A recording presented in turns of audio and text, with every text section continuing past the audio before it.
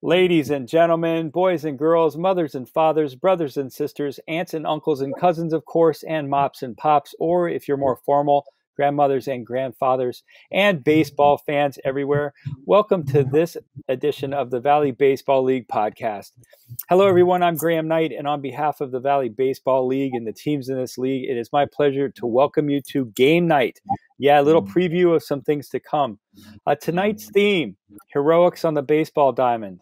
Yeah, I know what you're thinking. You're thinking about those outfielders who jump 20 feet over the outfield fence to catch the ball right before it goes into the second deck to save the run and get the out, obviously. Or you're thinking about the position player coming around the bases, sliding into home, bouncing off the catcher who feels more like a brick wall than a person.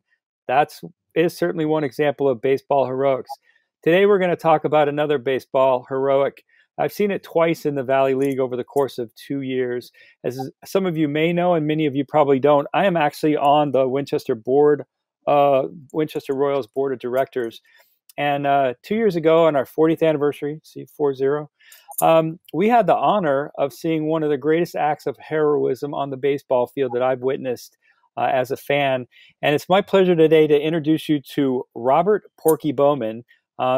His friends know him as Porky. I'm going to try to adjust to Robert because I've been calling him Porky for years. But when I mentioned to Porky that I wanted to talk about this, he said, I was kind of hoping I'd never have to talk about that again.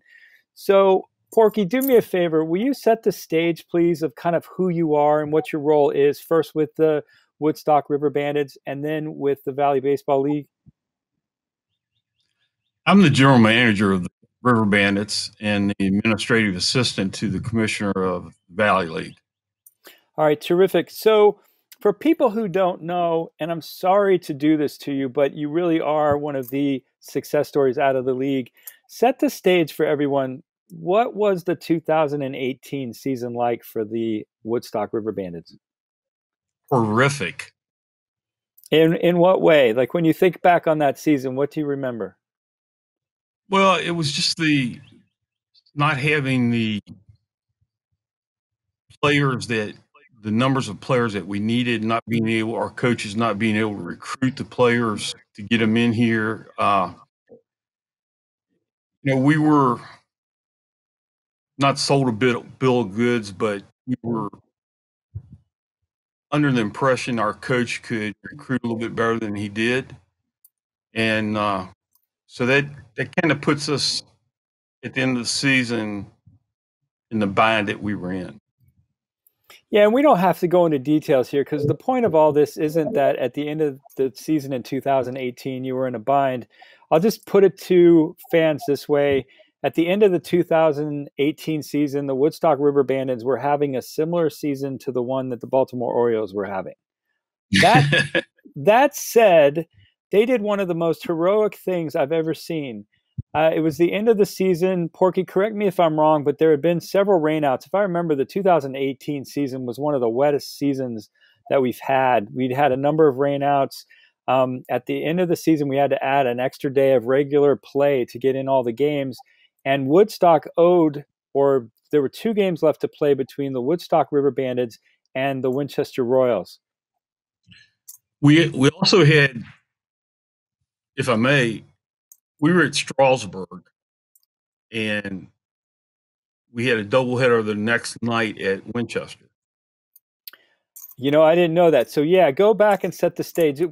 Rewind as much as you do and tell everybody where the Woodstock River Bandits were at the end of the season in terms of players and what your schedule was. I think that night in Strasburg, that was supposed to be the end of the season, the last game of the season. Some of the guys that were there, I think it was only like 12 or 14 guys left. Some of the guys had already made arrangements to leave the next day to go back to school or get their apartments ready or spend a little time with their families. So we were put in a bind where we only had 8 players for the doubleheader in Winchester the next night. I actually thought you played with 9. Did you play that game with only 8 players? We were fortunate enough to find a gentleman, a young player, a young man that played in Pennsylvania, that he didn't have anything to do for one night, so he decided to drive down and play for us.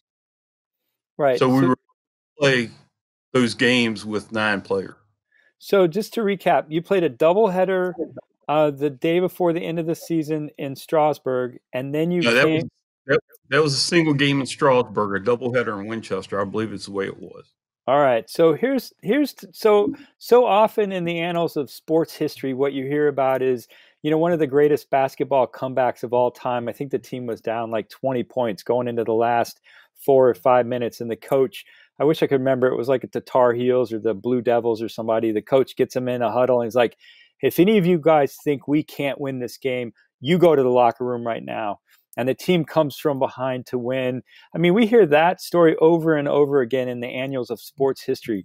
The one we don't hear, and the one I want to share with everybody tonight, is the one of the Woodstock River Bandits, who were down, like Porky just said, they were down to 12 or 14 guys. They played in Strasburg the night before, and they came to Winchester with 8 players.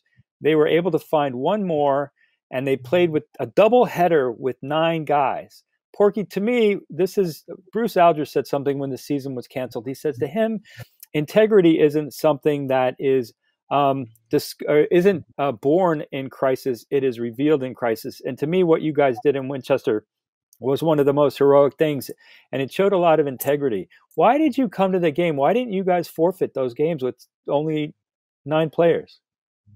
Well, we didn't want to forfeit for those reasons. It was, and we had discussed forfeiting if we couldn't find that 9th player, but we were fortunate enough to find the 9th player and play those 2 games. It's not the guys we had left there that night. They were great. They were awesome. We owed it to Winchester to do what we could to play those games, because any games towards the end of the season reflect on the standings.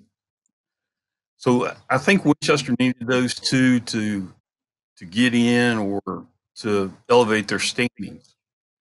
So that's one of the reasons. The other reasons, we didn't want to be known as quitters. We didn't want to be the ones, Woodstock had to forfeit 2 games because they didn't have enough players. We didn't want to do that. We worked and worked. I think it was like 12 or 1 o'clock when I got the phone call that we found the 9th player. And we were, able to go on and play the games in Winchester, which leads us to the next night. We were supposed to play our final game in Front Row. We had no way of playing that game, so that we did forfeit that game. Gotcha. Well, my hat's off to you, and it's my honor and to bring this game to the fans in the Valley League and baseball fans everywhere. Because I remember when I asked you that night, you said, "You know what? We didn't want to forfeit. We didn't want to give them the trip into the playoffs that way." You guys came out and you made Winchester earn it, and they had to earn it. It came down to this last game. And so tonight we're going to share with baseball fans a story they don't often hear.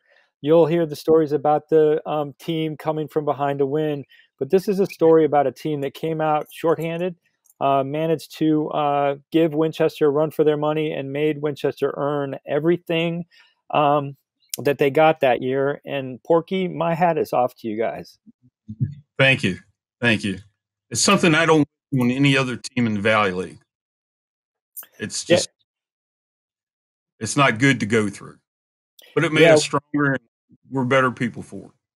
Yeah, well, it certainly are. The 2019 season, you came back and almost made a run for the championship. So take a look now, everybody, back at the 2018 game. Some baseball heroics you won't see anywhere else. Congratulations, Porky. You guys put on a heck of a season that year. Thank you so much. All right, thanks for joining me. Here's the game. Here tonight, they are hoping to return home probably Monday in Game 2 of a playoff series, but Strasburg charging hard, and the Royals are going to have to get a win to keep them out of the playoffs. The 0-2. Check swing, he did not go. Count 1-2.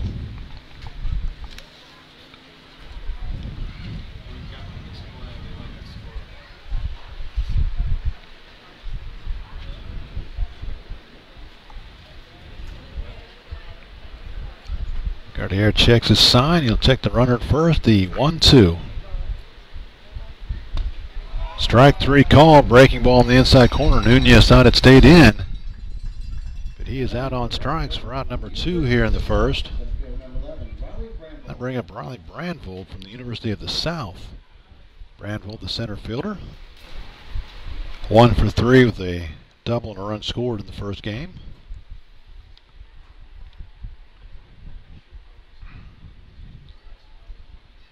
Actually, going back to the Brock Johnson error, he was bunting. Runner off with the pitch. That'll be fouled on the screen. You can give Johnson a sacrifice. And then Oliver moved up on the air because he was giving himself up. You really shouldn't penalize the hitter because the pitcher couldn't field the ball cleanly. 0-1 the count on Brandvold. Checking the runner. The 0-1 tap foul down the third base side. 0-2 the count. So Guardier trying to work around a base hit and error to start the inning.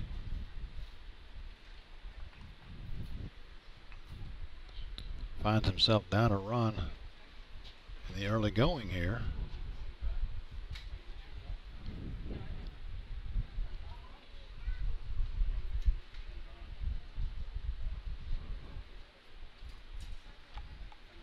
Guardier check the runner at first, the 0-2. Fouled back and out of play. We'll do it again, 0-2. Thank you, done right longer. That foul ball is yours to keep, thanks to Bank of Clark County.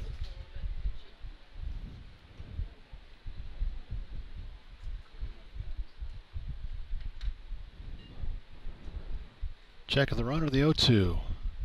Slider grounded toward third, up with it is Pettigrew. He will flip to second in time. So the River Bandits will get a run on a hit. There was one Winchester error and a runner left on base. Your score after half an inning, Woodstock 1, Winchester coming to bat. You listen to the Winchester Royals and Valley Baseball League action on WinchesterRoyals.com and Facebook Live.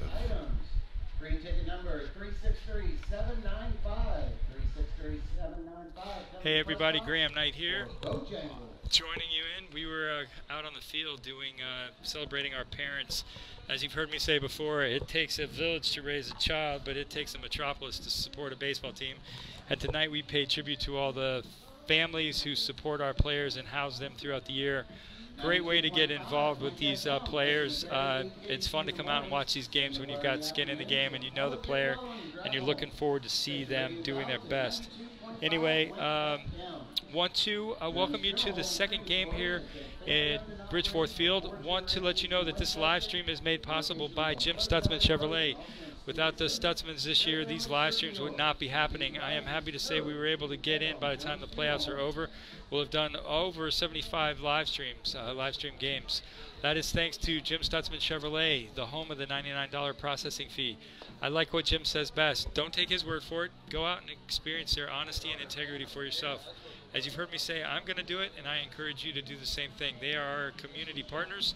They make a lot of stuff happen in the Winchester area, and we'll be forever grateful for them giving us our start on these live streams. Also want to thank 92.5 Wink FM, Barry Lee and Katie G, your morning show, your morning host in the morning. They play better songs, and they've got the morning mind bender to get your brain going. Anyway, go back to the action now with Mark Sawyer and the bottom half of the first inning. Christian Haig on the mound for the Woodstock River Bandits. Again, no pitching stance for Christian as he's making his first appearance on the mound as a River Bandit. He'll face the top of the order for the Royals, Crizola, Butler, and Polinsky. Defensively for Woodstock behind Haig, out in the outfield left and right, Alex Ford, Riley Brandvold, Brian Nunez Around the infield, third to first, Austin Bowman, Brock Johnson, William Oliver, Clayton Jeffries, Austin Adams once again behind the plate, and Christian Haig on the mound. Julio Crizola steps in, the second baseman from Essex Community College. Game 1 was 0 for 3 with a couple runs scored. He had a couple stolen bases as well. First pitch from Haig, lifted towards center field, but that's going to be right at Brandvold. So Crizola, one pitch swinging, and he is out on a lazy fly ball to center field. And that's how the Royals night will start here in Game 2. That'll bring up Johnny Butler. Butler, the only Royal not to reach base. Well, the only Royal that started not to reach base in Game 1.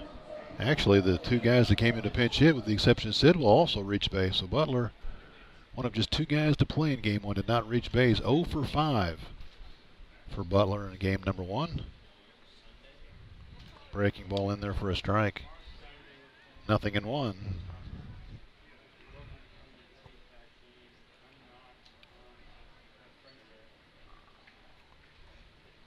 The 0-1. Tap foul toward the Royals dugout. 0-2. Haig has a good live arm. Not sure if he did any pitching at school or not, but has not for the River Bandits, but has a little zip on the baseball.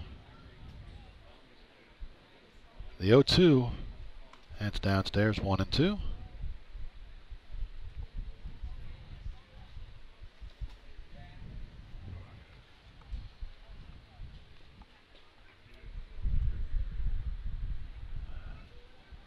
Ball and 2 strikes, 1 out, bottom of the first. River Bandits on top, 1-0. Slide in the dirt, and that'll skip away from Adams. Runs the count even, 2-2. A Winchester win, and they are in. A Strasburg loss, and Winchester is in. Keep you up to date on that game the best we can, but most importantly, if the Royals can win it. Fisted towards second base. Up with it is Oliver. He will throw on to first in time. Quickly 2 outs here in the Royals' first. As Butler grounds out, 4-3, brings up Aaron Polinsky. Polinsky 0 for 2 in game 1, an RBI and a run scored. He was hit by a pitch and also walked.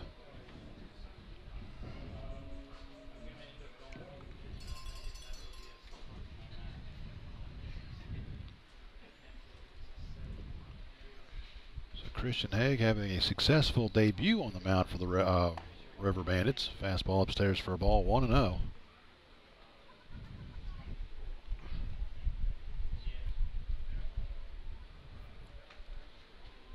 The wind, the 1-0. That's downstairs, 2-0.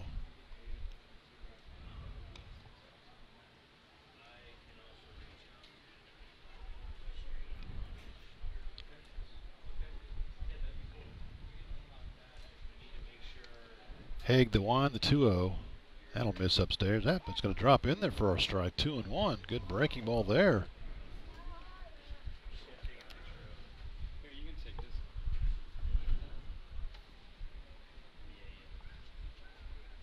The 2-1. Strike 2. Good fastball there. Polinsky thought it was downstairs, but the count evens up at 2-2.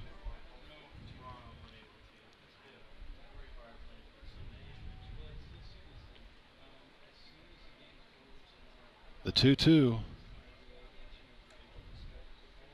That'll miss outside count. Runs full, 3-2. Polinsky trying to be a 2-out baseman for the Royals here in the first. Again, just a 7-inning game. Second game of a doubleheader here. Full count, 3-2. Swung on, missed. He chased ball 4, but Polinsky down on strikes, and Christian Haig cruises through the Royals first. 1, 2, 3 and out. No runs, no hits, no errors. Nobody left. Your score after 1 complete. Woodstock 1, Winchester 0. You listen to the Winchester Royals and Valley Baseball League action on WinchesterRoyals.com and Facebook Live.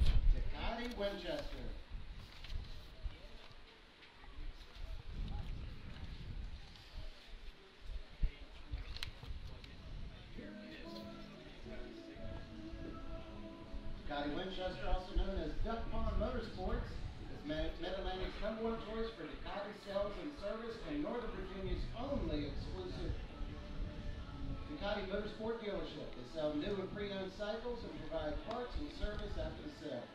Visit them at their North Elm Street location or say hi here at the ballpark. As you're walking around, make sure you stop by and visit the souvenir stand, concession stand. Our 40th year anniversary items are Welcome back to Bridgeforth Field, Winchester, Virginia, home of the Winchester Royals of Valley Baseball League action.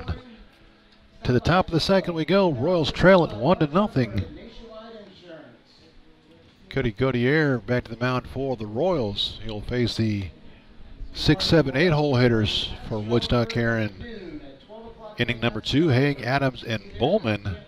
Check us out on Facebook Live. And then the playoffs start. Not quite sure what seeding we are, but Sunday we'll be playing at somewhere. And then Monday we'll be back home. Playoffs are played with 3-game series, best of 3.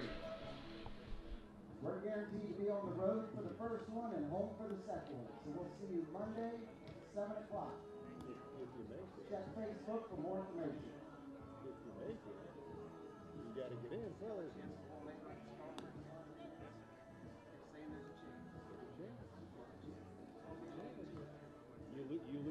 lose both games. Strasburg wins their last 3.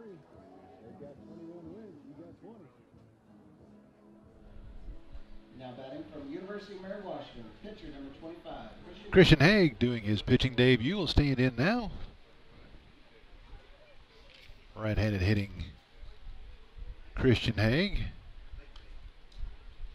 1 for 4 in game 1. Scored a run rather.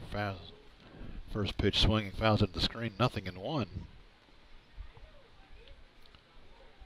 The 0-1 and the dirt for a ball, 1-1. All you got to do is win this game and you're in. Win this one, Strasburg loses. You need one more. Win or loss. Win or Strasburg loss. So us just winning doesn't do it. Yeah, if you win this one, it's over. If Strasburg had lost the first game this afternoon, you'd be in. Off the plate for a ball, 2-1 the count. Grounded towards short. Picked up by Pettigrew, cut it off coming around in front of Berggren, and he will throw it away, so that'll be an infield single and error number 2 on the Royals here in the early going, and not the way you want to look trying to lock up a playoff spot. Belmont Abbey College, catcher number 15, Austin Adams. So give the River Bandits their second hit of the night. And the Royals have their second error in as many innings. Now bringing to the plate Austin Adams. Adams, the catcher from Belmont Abbey, 0 for 2 of the walk in game 1. And now Dotson's going to go out and have a chat with his pitcher. First time they've had a runner at second base. So they want to make sure they're straight on the signs. Actually, I don't think that's true. I think there's a runner at second base in the first inning, so.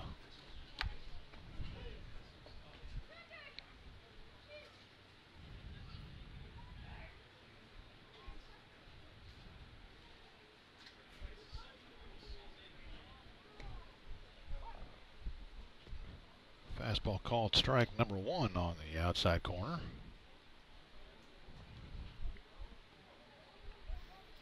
So they did indeed give Haig a base hit, but allowing him to move to second, you have to give another error on the Royals. As the ball was thrown away, allowing Haig to move up to second. The 0-1, Royals expecting bunts. Santos all the way in on the about halfway between the first base and the catcher, and that's swung on and missed. 0-2.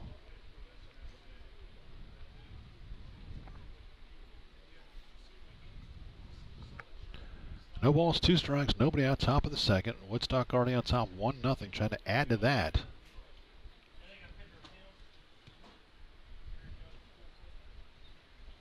The 0-2, strike 3 called. He took a fastball right down the middle. Adams got caught looking for something else, and he is down on strike. Second strikeout for Gautier.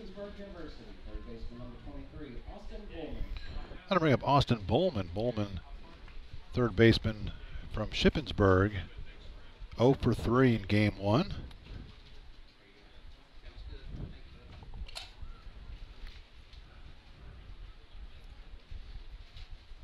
First pitch, slider downstairs for a ball, 1-0.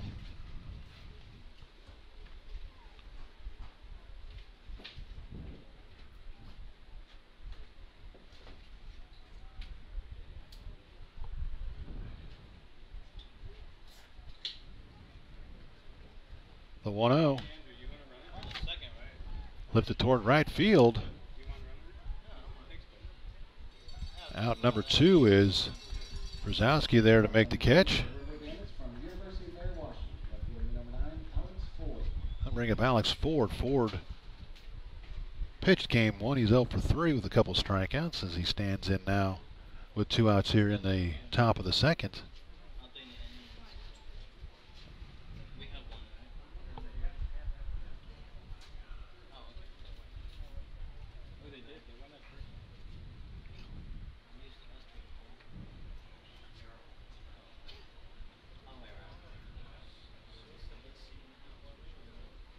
Fastball in there for a strike, 0-1.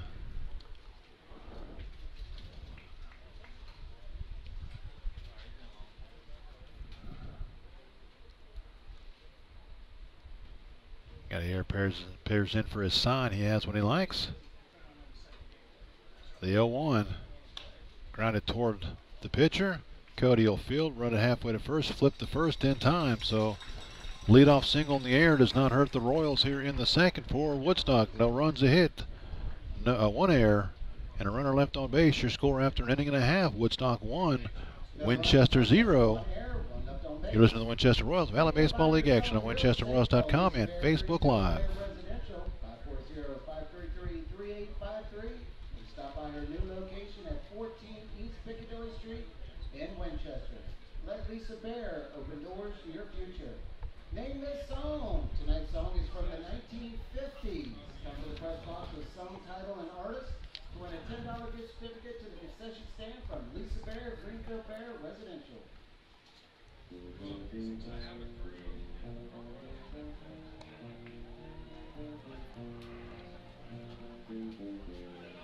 gotta come up this time.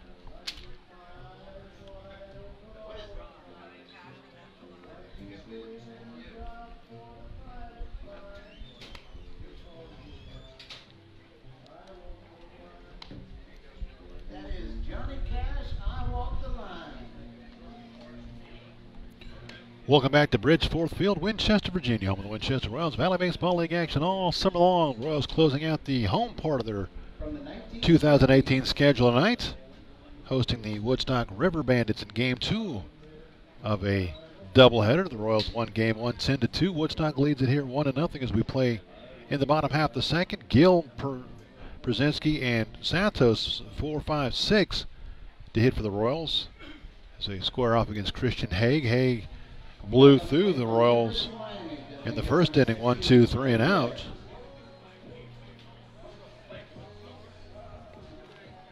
Raymond Gill, the designated hitter from the University of Miami, stands in. Gill, a big game first time around.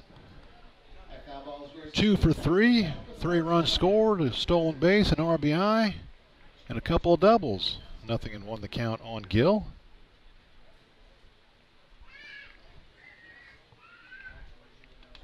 The 0-1. That'll miss outside, 1-1.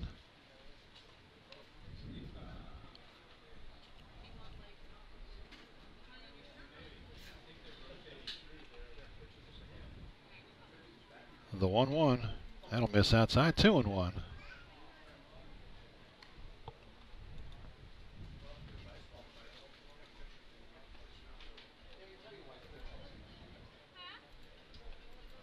The 1, the 2-1. That's downstairs, ball 3. Gill ahead in the count now, 3-1.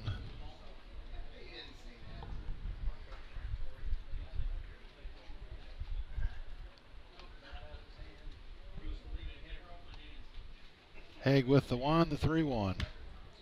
He'll pop it up. It'll be down the line. It looks like it's going to reach the Woodstock bullpen, and it will. So 3-2 the count as the foul ball.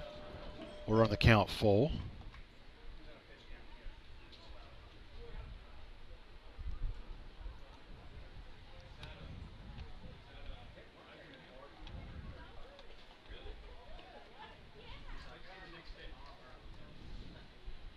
Payoff pitch. Fouled back and out of play. We'll do it again. 3-2.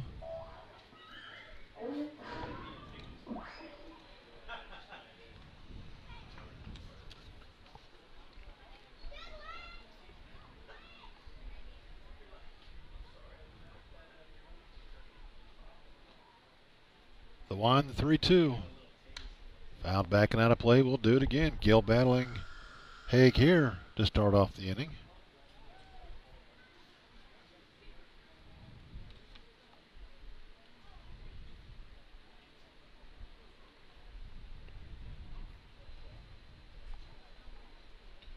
The 1, the payoff pitch. Ball 4 downstairs, so Gill, a good at-bat, works the walk. First base runner for the Royals here in game number 2. And that'll bring up Mason Przowski. Przowski 2 for 2 with 4 RBIs and a stolen base in game 1. He was also walked twice.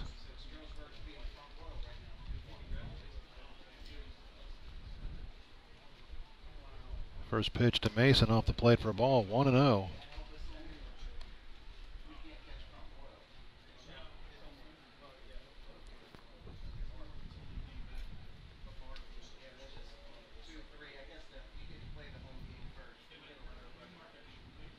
The 1-0 fouled into the screen, 1-1.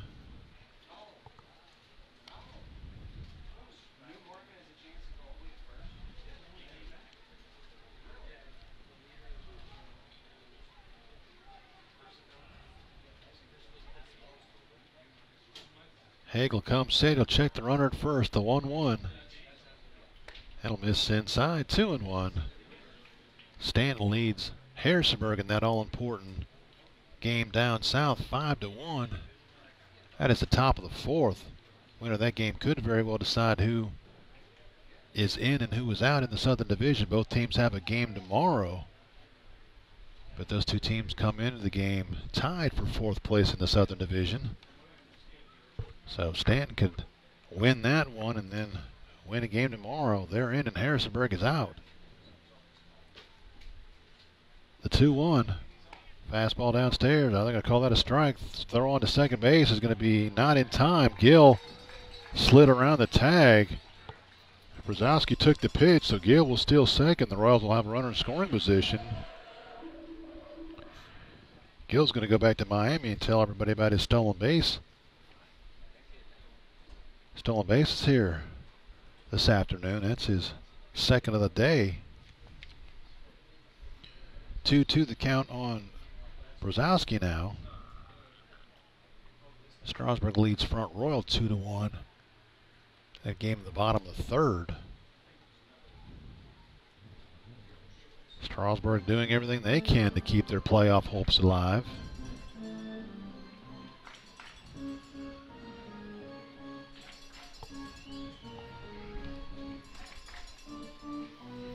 Royals trying to tie this one up here in the 2nd inning.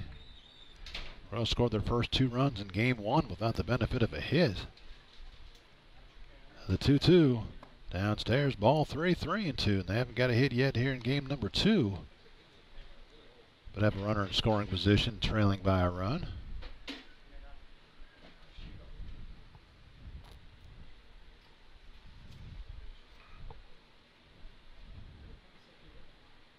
Check of the runner, the 3-2. Grounded toward the hole in between second and first into right field for a base hit. Rounding third and coming home is Raymond Gill, and Mason Przowski has done it again. His 5th RBI of the night as he singles sharply to right field to drive in the Royals' first run of the game in game number 2 with their first hit. That's going to bring a visit from the Woodstock dugout. Haig hasn't pitched for the River Bandits yet this year, and making his first appearance on the mound.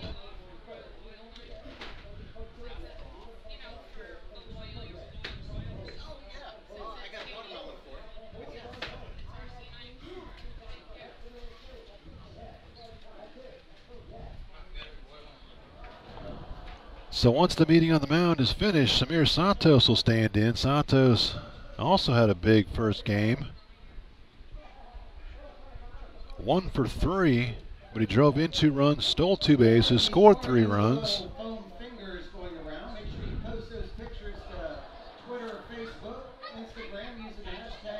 Meeting on the mound is over. Santos a chance to drive the runner around to at least third, if not drive him in. You got to believe that Przowski will be in motion here in the early going. He was 1 for 2 in stolen bases in the first game. Team high 26 stolen bases on the season. You got to believe that he'll try to get into scoring position for Samir here in the Royals half of the second. Check of the runner, the first pitch, swung on, missed. He had a home run cut, came up empty, 0-1.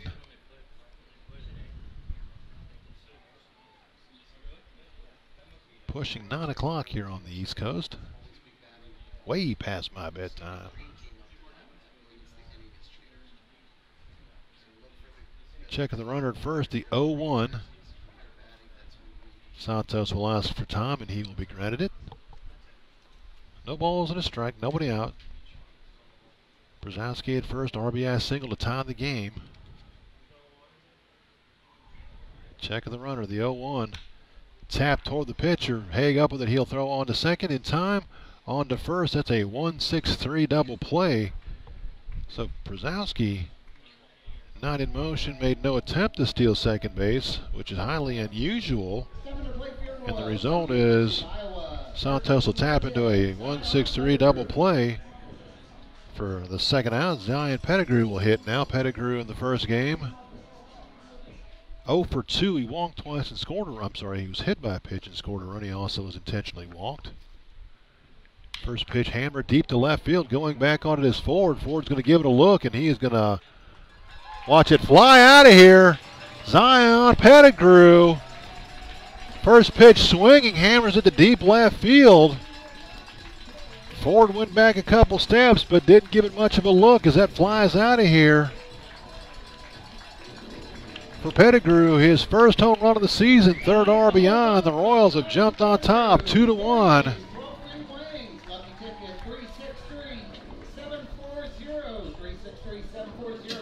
Pettigrew didn't waste any time. He went up there hacking. First pitch he saw, he hammered it out of here. And the Royals have claimed the lead here in inning number 2. The solo home run off the bat of Zion Pettigrew. I'll bring up Michael Dotson. Dotson making his 3rd start, 3rd appearance, a .250 hitter, 2 for 8. No home runs, 1 RBI.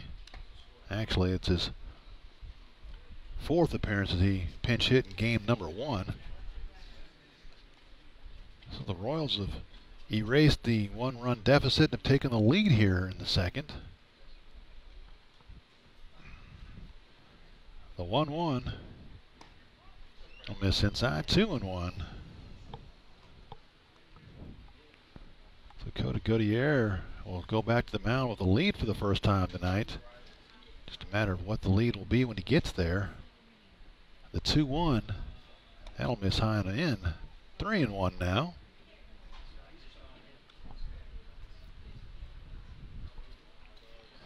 Three balls and a strike, 2 outs. Bottom of the second, Royals lead at 2-1. Both teams with 2 hits. The Royals have committed the only 2 errors here in game 2. 3-1. Check swing, he did not go, and he will draw the walk. Second walk of the inning. So after a 1-2-3 first inning, Christian Haig has had his problems here in the second. He's given up 2 hits. One of them left the ballpark. The other one drove in a run. And it's 2-1 Winchester for Trenton Bergreen. Bergreen, 1 for 4 game 1. He doubled in his 4 plate appearances. First pitch to Trenton upstairs for a ball, 1-0.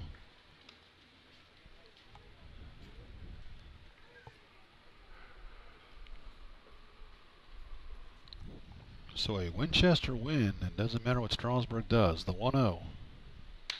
Line toward left field, that's going to get in for a base hit. So the beat goes on for the Royals here in the second. Bergreen singles to left. Dotson moves to second. That'll bring up Julio Crizola. First pitch swinging his first time up, he flew to center field.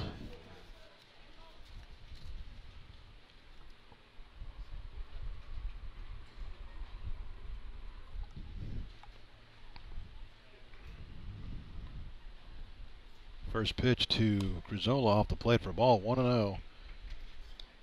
So in a perfect world, all games get played tonight and tomorrow. Regular season ends. Playoffs will start on Sunday. No way the Royals would be at home on Sunday.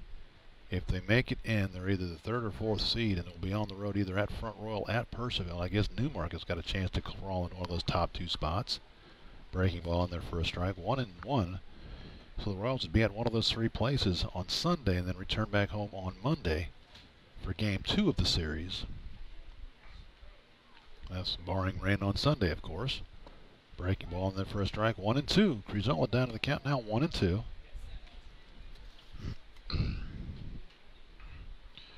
First things first, you got to get in before you can worry about where you play.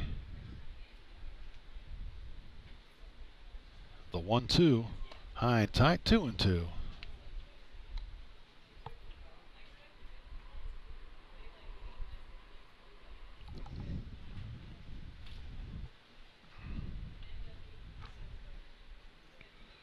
Two balls, 2 strikes, 2 outs. Top of the or bottom of the second rather.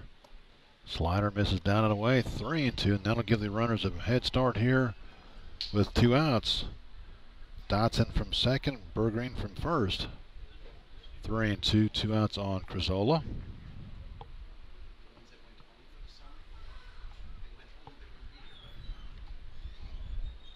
Head comes set, check of the runners, payoff pitch to Crizola. Tap foul at the plate, and we'll do it again.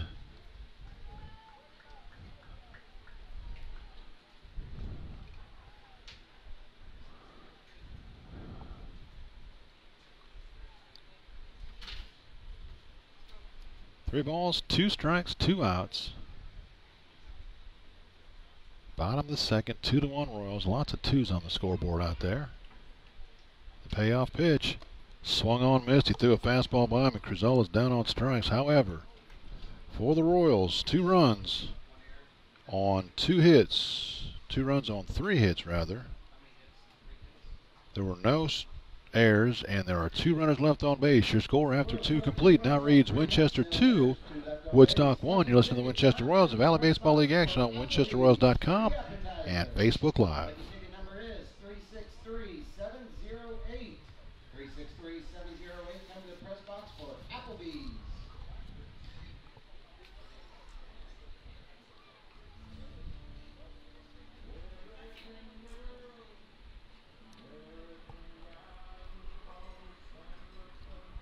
Piccadilly Printing proudly serves you at your location in Hammond Crossing on Valley Avenue. One stop for your next project. Concept, design, production. From start to finish, Piccadilly Printing is your printing solution. HB Hood's been operating out of Winchester since 2000. Where they produce national branded products including Lactate, Almond Breeze, Muscle Milk, and Slim Fast. HB Hood.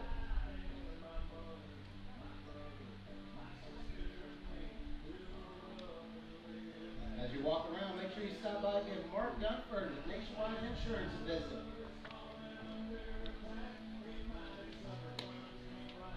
Welcome back to Bridgeforth Field, Winchester, Virginia, home of the Winchester Royals and Valley Baseball League action all summer long. We go to the top half of the third.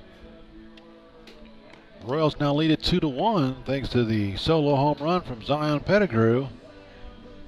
Cody Gutierrez back to the mound for the Royals. He'll face the top of the order for the River Bandits here in inning number 3. Oliver, Johnson, and Jeffries.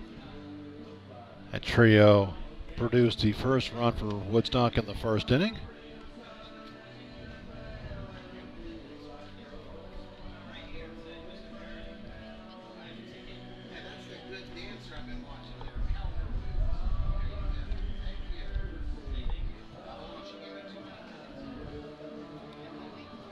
Throw down at second, and we are ready to go here in inning number 3. 2 runs, 3 hits, 2 errors for the Royals. A run, 2 hits, no errors for the River Bandits. Oliver, infield single, and he scored a run back in the first.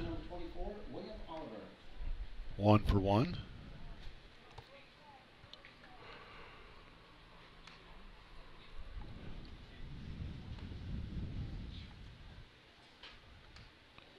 First pitch in there for a strike, 0-1 the count.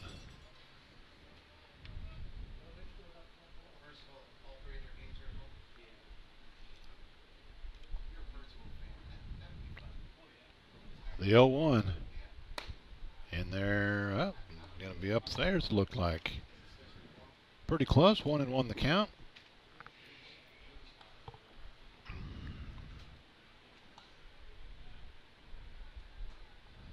The 1-1. That's in there for a strike. Well, no, it's not either. Goodness gracious. Guess that one was inside. 2-1 the count.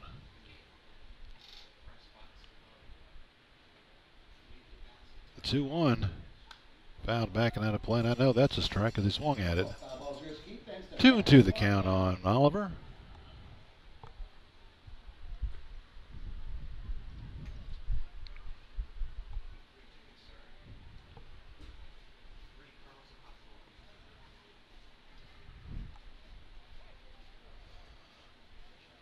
Goodyear takes too long, so Oliver asks for timeout, and he will get it.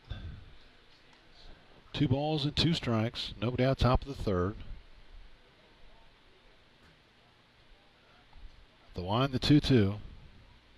That'll hit him. It looks like either was he able to skip out of the way. Well, he is staying at the plate, so I guess he danced around it, but it was a hard breaking ball at his feet. And they're going to say, yes, it did hit him. I think William had to have some convincing that the ball hit him. I would have thought he would have been the one that knew. But after being talked to by the third base coach and the umpire, he trots down to first. And he'll be a leadoff base runner here in the third inning for Brock Johnson. Johnson reached on the air his first time up, tried to drop down a bunt again. I think since he was bunting, that can be scored a sacrifice, and Oliver moved to third on the air. Runner off of the pitch, fouled back and out of play. The River Bandits playing hit and run here in the third inning, down a run.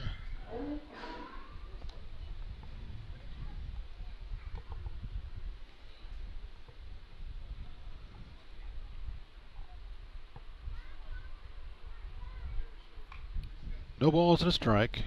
Nobody out top of the third. Royals trying to punch their ticket to the playoffs. Check of the runner, the 0-1. Off of the pitch again. He squares the bunt, throw down to second base. Not going to be in time. I think Rizzola dropped it at second base, but it'll go as a stolen base. If he catches it, it's bang, bang. It got him in the glove, but I think he was going to be safe anyway. It just made it easier to make the call with the ball laying on the ground. So the River Bandits have the tying run in scoring position now. 0-2 the count on Johnson. Check of the runner, the 0-2. Slider in the dirt. And Dotson can't find it. It's going to go as a wild pitch. As Dotson knocked it down and it rolled out in front of him, and he couldn't find it. He thought it was at his feet. So Oliver able to move up to third. And the River Bandits now have a runner in scoring position at third base with nobody out, and they haven't picked up a hit here in the inning. Johnson can tie the game up without getting a base hit here.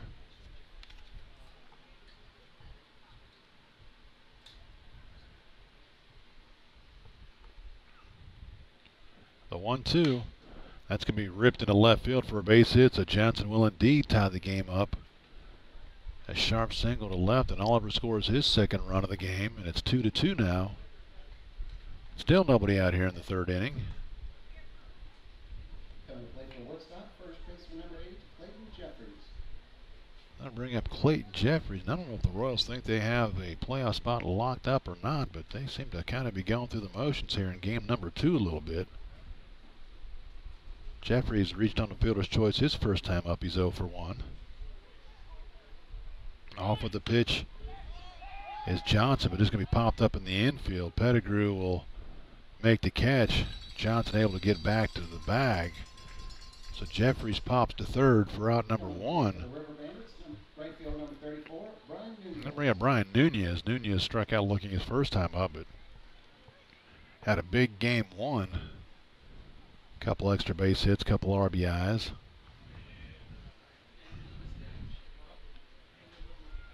One out, runner at first. 2-2 is your score.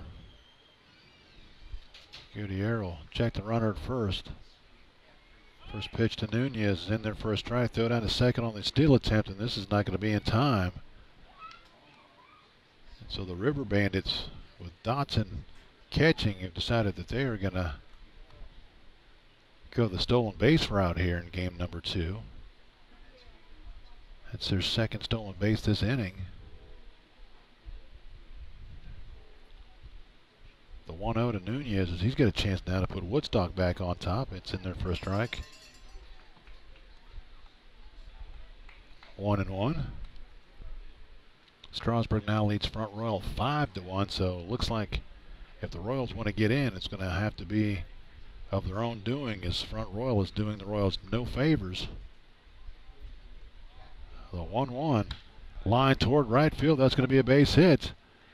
Brzezowski up with it. He will fire into Santos. Runner coming around third, and he will score. And Mason, instead of firing the ball in immediately, kind of held on to it, allowing the runner to round third and head home. So Nunez will drive in his third run of the day, first of the game, and the River Bandits have regained the lead.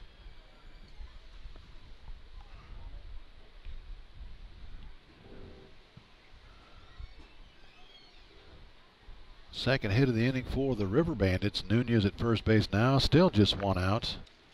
And now Woodstock leads it 3-2. First pitch in there for a strike, 0-1. Riley Brandvold, he reached on a fielder's choice his first time up. He's 0 for 1.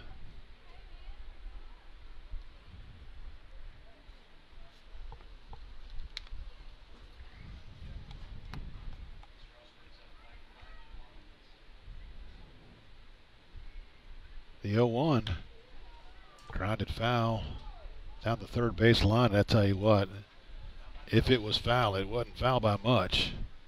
50-50, ladies, That looked real close to jumping over the bag in fair territory.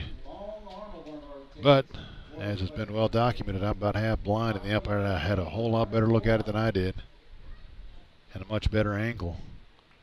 0-2 the count on Riley Brandvold. He didn't miss putting it down in the corner by very much, and at the very least, the River Bandits have second and third with 1 out and a 1-run lead. The 0-2 swung on and missed.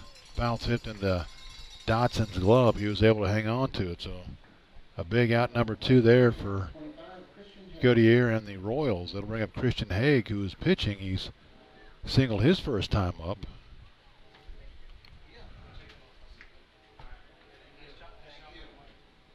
3-2 Woodstock. We play in the top half of the third.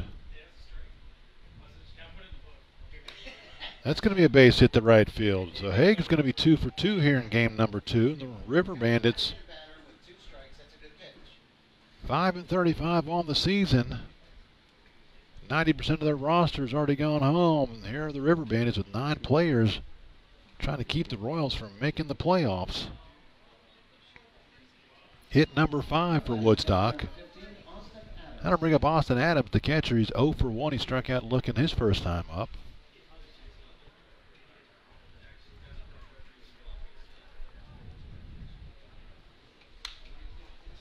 Lifted toward right field. Coming on hard is Mason Brzezowski, and he'll make the running catch. So Mason, a nice running catch to keep the River Bandits from scoring more here in the inning.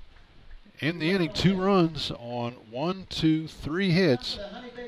No Winchester errors and 2 runners left on base. Your score after 2.5 now reads Woodstock 3, Winchester 2. You listen to the Winchester Royals Valley Baseball League action on WinchesterRoyals.com and Facebook Live. Come to the press box if you have 363-794. 363-794. Come to the press box for the Honey Baked Ham Company.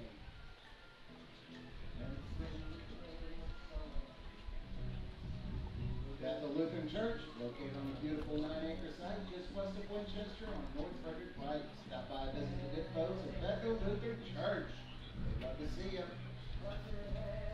Welcome back to Bridgeforth Field, Winchester, Virginia. Looks like the River Bandits going to make some moves here in the 3rd inning. Christian Hogue will leave the mound. He will go to first base, which means he cannot pick up the win.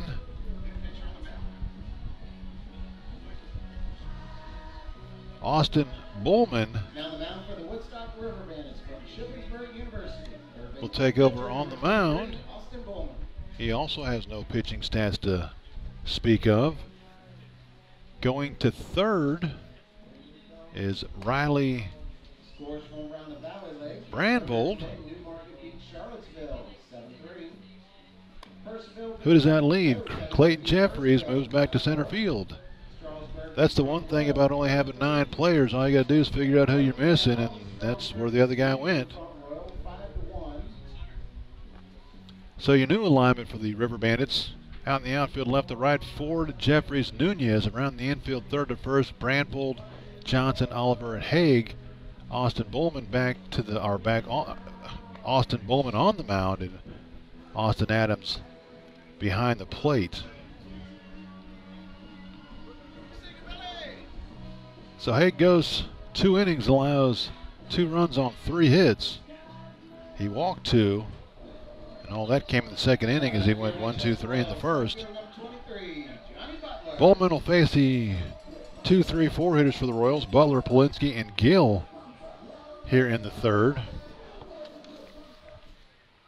Butler 0 for 1. He grounded the second his first time up. He's yet to reach base in the 2 games. Fastball in there for a strike, 0-1.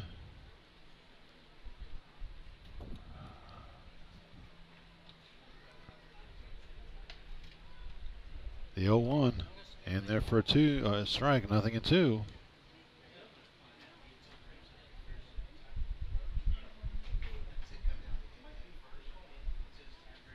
The 0-2 grounded toward the hole between short and 3rd. Up with it is Johnson, but he's going to have no throw, so it'll be an infield hit for Johnny Butler. Butler finally reaches base here in this doubleheader, and he will be at first now with a tying run. 4th hit of the game for the Royals. Aaron Polinsky will hit. He's 0 for 1. He struck out back in the 1st.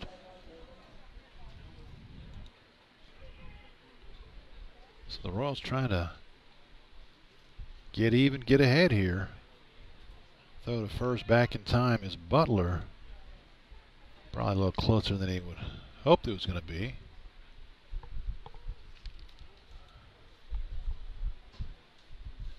The set.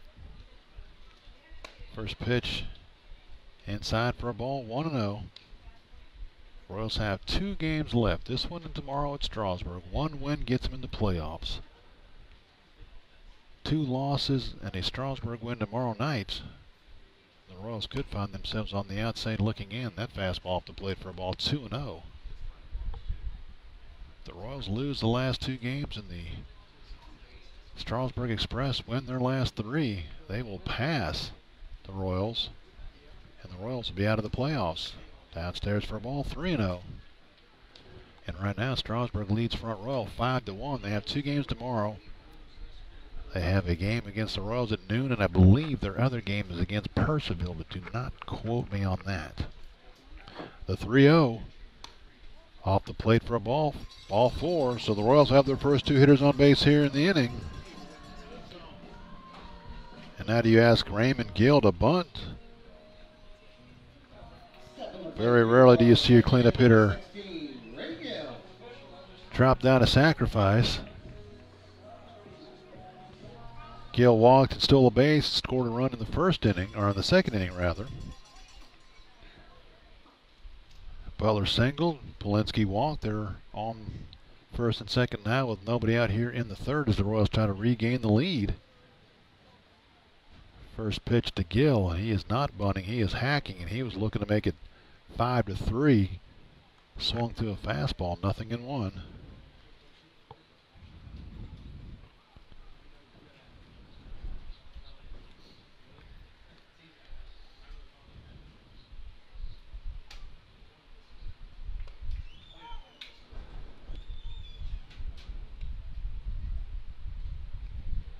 Nothing at 2 the count as that fastball catches the outside corner.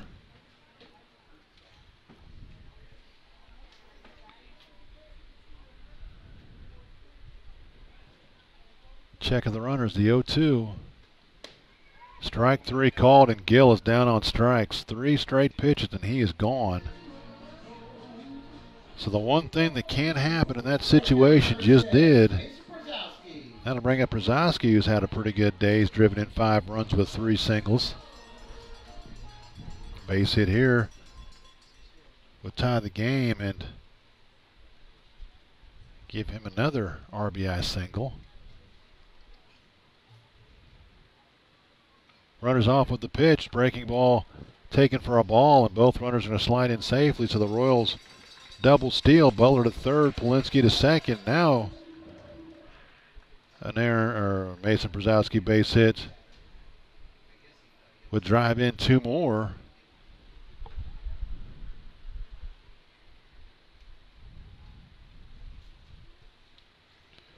The River Bandits once again will bring their infield in on the grass.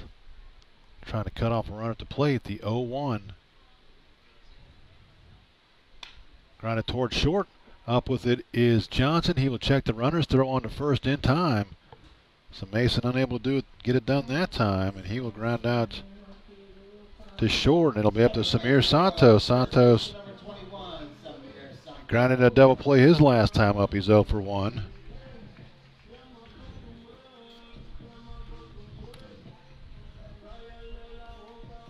Once again, the Royals get runners on second and third with less than 2 outs.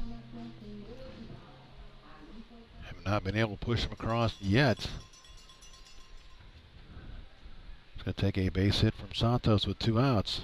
Breaking ball in there for a strike, 0-1.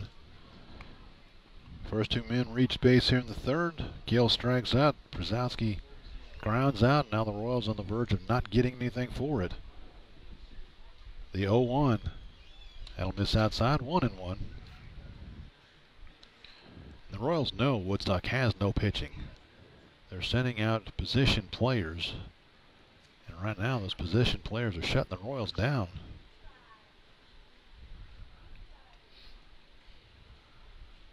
The wind, the 1-1. That'll miss downstairs, 2-1. Again, Strasburg last check leads Front Royal 5-1 that game in the 4th. That'll be a 7-inning game as well. So Strasburg well on their way to sweeping the Cardinals tonight. The 2-1.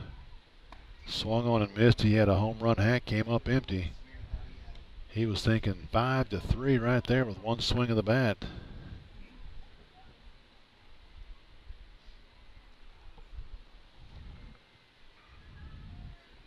Count evens up at 2-2.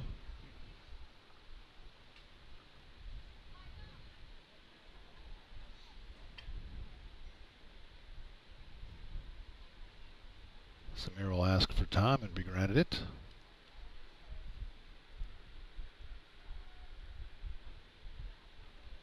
The 2-2. Ripped it foul toward the Royals bullpen. The count will hold. Well, they're going to say Santos is going to head to first base, so that must have been catcher's interference. It's the only thing it could have possibly been on a foul ball down the left field line. Winchester, third baseman number 10, Zion Pettigrew. And that does go as an error. So catcher's interference also scored as an error. That'll bring up Pettigrew, homer his first time up. Bases loaded here. chance to get the Royals even and ahead. Fastball off the plate for a ball, 1-0.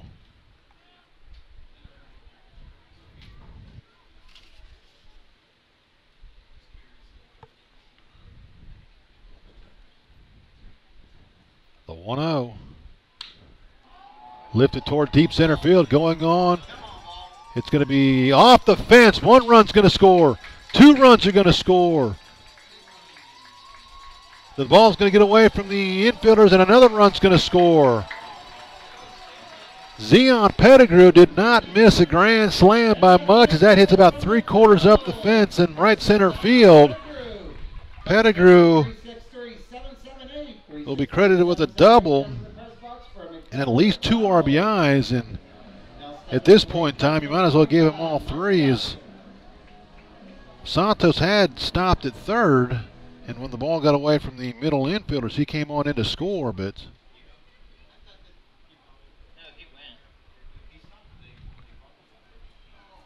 so we'll just say that he's going to give Pettigrew probably 3 RBIs. His second hit, 4 RBIs, and the Royals have regained the lead 5-3 on a big 2-out double by Zion Pettigrew. He's having a big game here, trying to clinch his playoff spot for the Royals. The 1-0 to Dotson, grounded toward short rather, on to first in time. So Dotson will ground out 6-3, but the Royals respond. 3 runs on 2 hits. There were no Woodstock errors and a runner left on base. So your score now, after 3 complete reads, Winchester 5, Woodstock 2. You listen to the Winchester Royals of Valley Baseball League action on WinchesterRoyals.com and Facebook Live.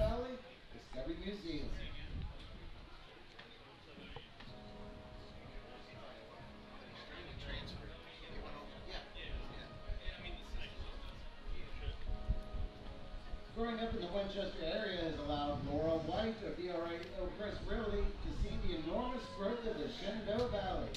Please call Laura White at 540-336-1054. Think buying, think selling, think Laura. For complete flooring installation from experienced flooring professionals, visit Winchester Flooring. They feature an extensive selection of tile, carpet, vinyl, wood, and more. Winchester Flooring and call 540-667-2882.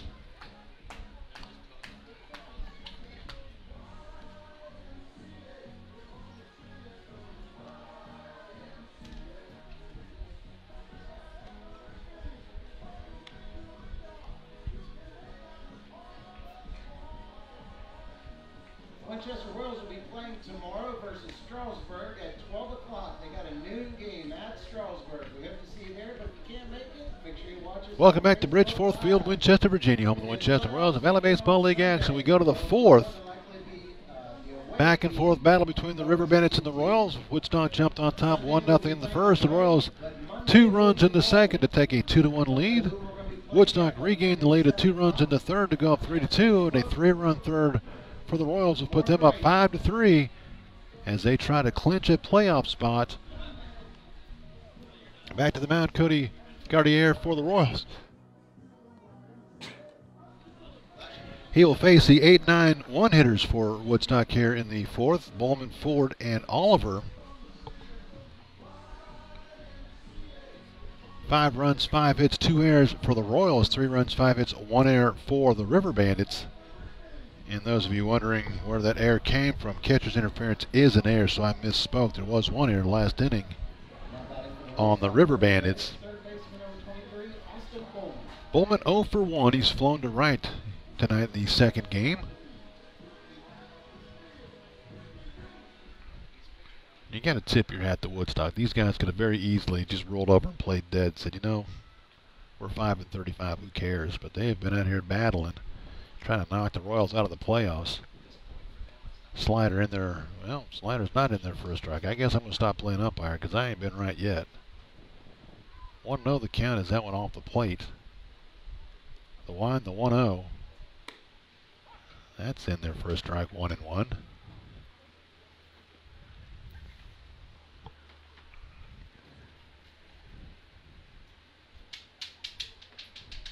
The 1-1. Slider in the dirt. That'll skip all the way to the backstop. 2-1.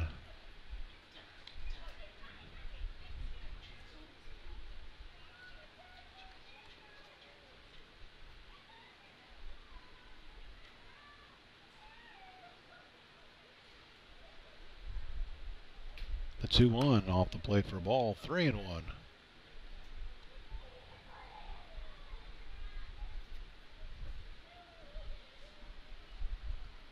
So just what you do not want after your team scores 3 runs to give you the lead back is to go 3-1 on the leadoff hitter in the next inning. Foul to the screen, 3-2. Of course, all is forgiven if you retire that hitter after going 3-1. Still a nice little crowd on hand as we approach 9:30 on the East Coast in the top half of the 4th.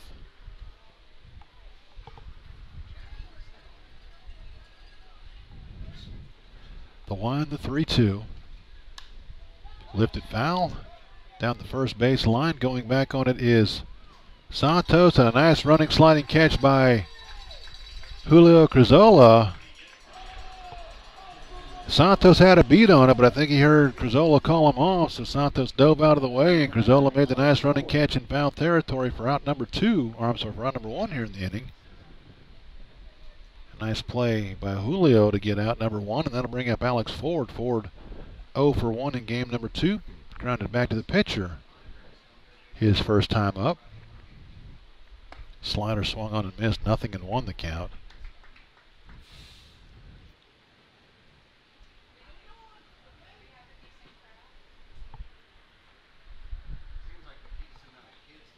The 0-1 grounded towards short. Berggren up with it, fires on to first in time. Quickly 2 outs here in the Woodstock 4th. Back to the top of the order for the River Bandits. William Oliver, he's 1 for 1. He's been hit by a pitch, stolen a base, and scored twice here in game number 2.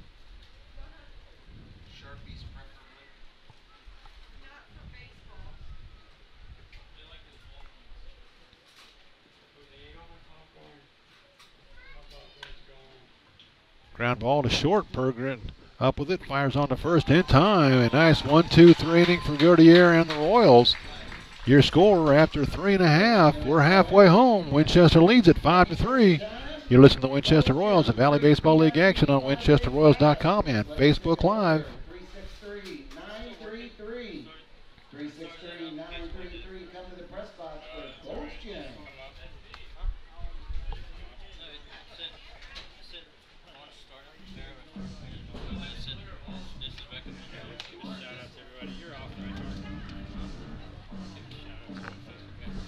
Hello, Facebook fans. Graham Knight here alongside Mark Sawyer. Want to give a shout out to our fans. All you watching the second game of this double. There's no great way to say that. 2 7-inning doubleheader, 7-inning doubleheader.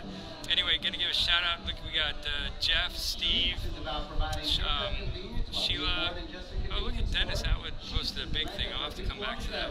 Johnny, hey Johnny, what's the score in inning? We probably answered that already. Chris and Jeff, Cheryl, great to have all you here. Troy, always good to have Troy on board, along with everybody else.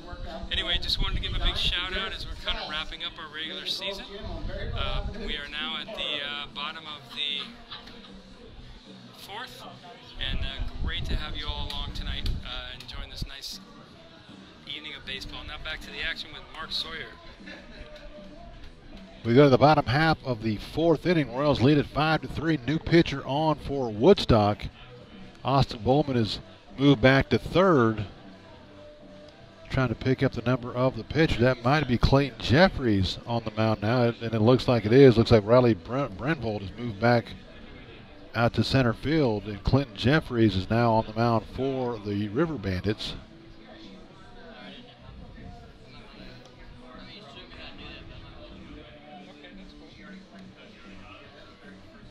So Jeffries, another position player taking the mound for the River Bandits, has no pitching stats on the season. Now He will come on to face 9-1-2 Bergreen, Grizzola, and Butler here in the 4th inning. Bergreen singled his first time up. He's 1 for 1. First pitch in the dirt for a ball, 1-0.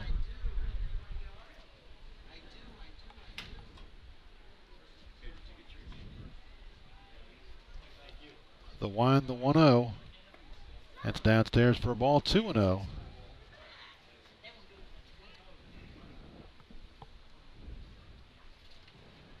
Two balls, no strikes, no out. Bottom of the 4th. Royals lead at 5-3. Swung on and missed. 2-1 the count.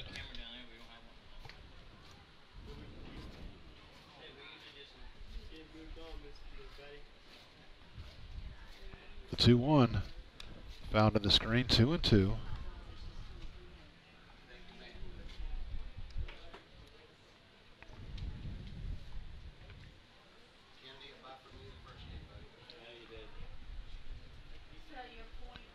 The 2-2 downstairs for a ball, 3-2.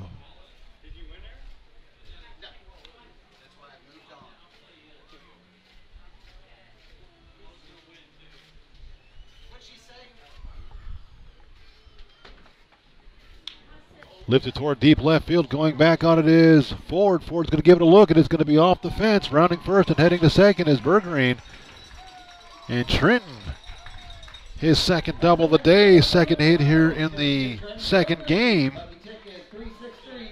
And he didn't miss getting that one out of here by very much as he doubles off the fence for a leadoff hit here in the 4th inning for the Royals. That'll bring up Julio Grizzola. Grizzola 0 for 2 in game number 2. 6th hit of the game for the Royals.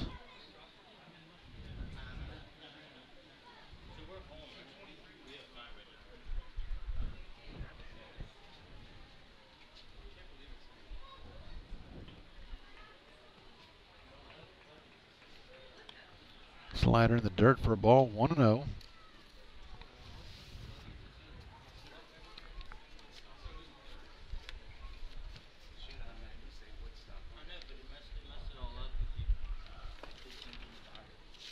Slider downstairs, or I'm sorry, that one's in there for a strike, 1-1.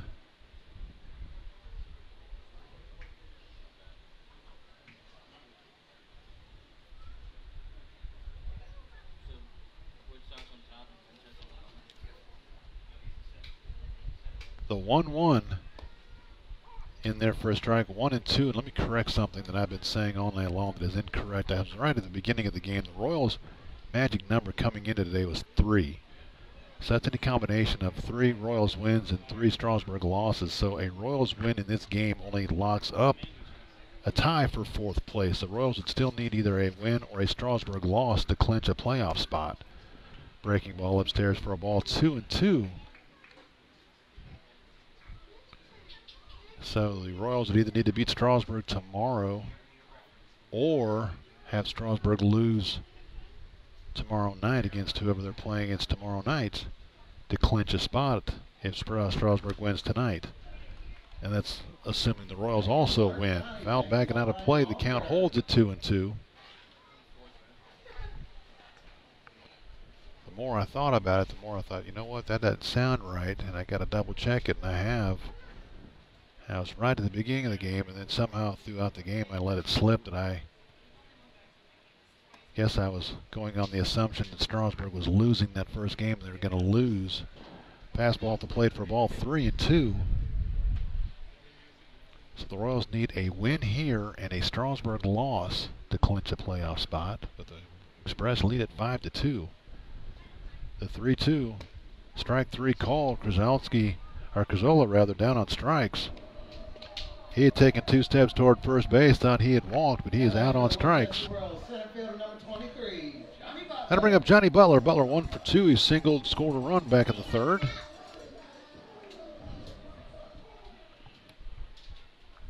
Royals lead at 5-3. A chance to add to a 2-run lead here in the 4th.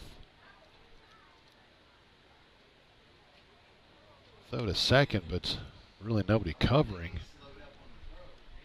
Johnson kind of moved in behind the runner to take the looping throw as there was really nobody there.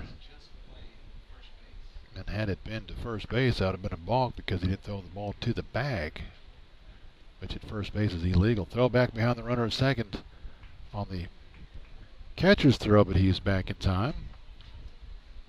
Fastball in the dirt, 1-0 the count. Stanton is all over Harrisonburg, 9-1. In what could be a game to decide the final playoff spot down south. The 1-0, that'll miss outside, 2-0.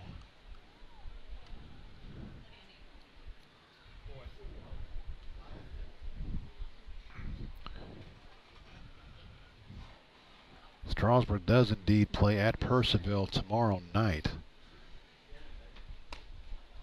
Fastball upstairs for a ball, 3-0. So the Royals win tonight. If they are unable to beat Strasburg tomorrow afternoon, all of a sudden you become real big Cannons fans.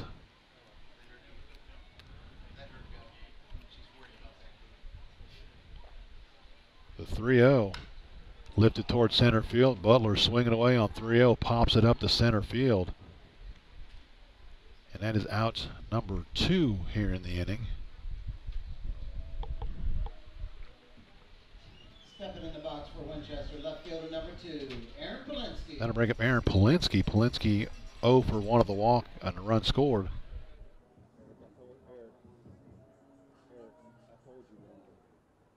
You need a win and another one. You need 2 to clinch. So this if Strasburg loses, it does.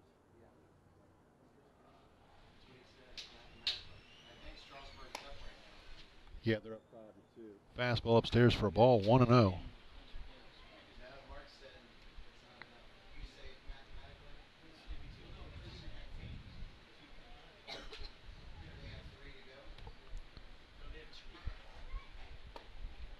Slider in there for a strike, 1-1. They got 2 tomorrow.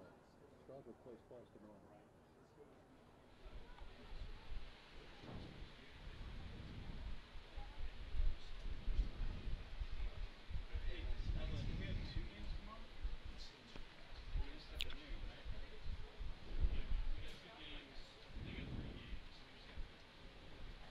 The 1-1.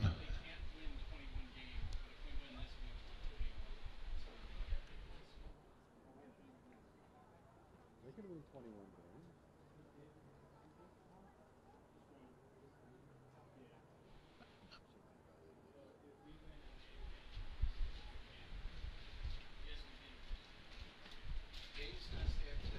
The 1-0 popped it up in the infield.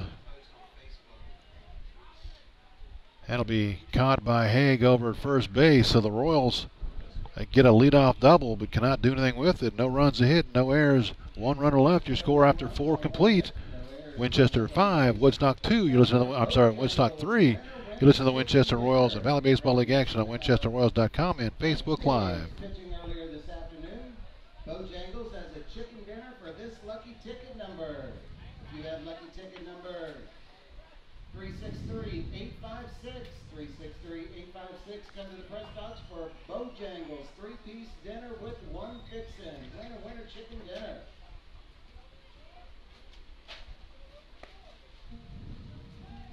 Stop by Bojangles, one of their 2 Winchester locations at 191 Gateway Drive or 130 Crockwell's Mill Road. Bojangles, the official tailgate sponsor of the Winchester Royals.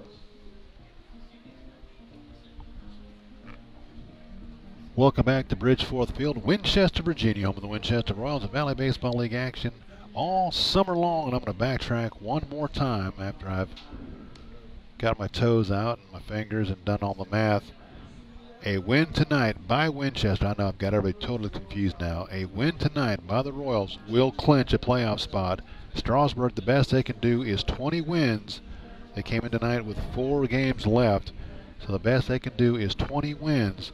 A Royals victory would give them 21 and clinch a playoff spot. That's the last of it. And that'll do it. A Winchester win, and they are in. For some reason, I had it in my mind that the Royals needed to get to 22, and they do not. They need to get to 21. Brock Johnson will lead it off. He'll face Cody Gaudier. Cody back to the mound for his 5th inning of work. He's allowed 3 runs on 5 hits through 4 innings. First pitch in there for upstairs for a ball, 1-0.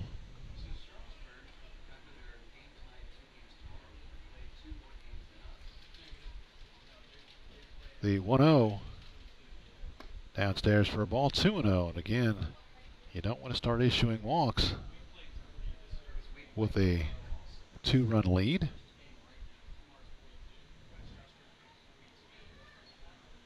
The wind, the 2-0. Inside for a ball, 3-0.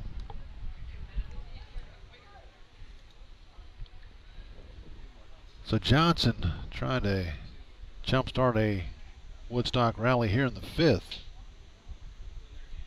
In there for a strike, 3-1.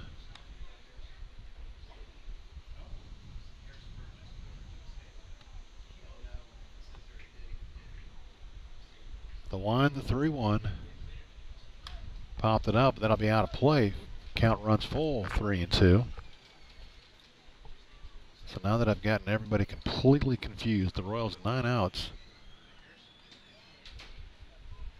from qualifying for the playoffs.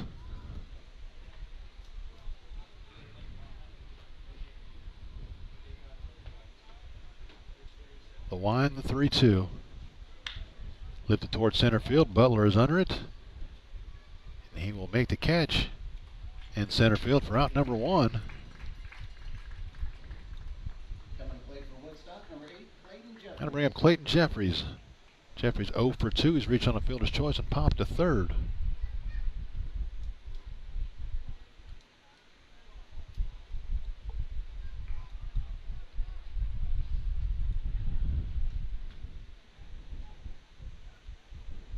First pitch to Jeffries. He'll pop it up. Berggren going back on it. He will settle underneath of it, and he'll drop it in center field. And there's Little League coaches all over the stands yelling, that's why you use 2 hands. For the River Bandits, number 34, Brian Nunez. And that'll go as error number 3 on the Royals here in game number 2. And I can hear people all around us saying, well, he didn't touch it. Well, yeah, but it's a pop fly.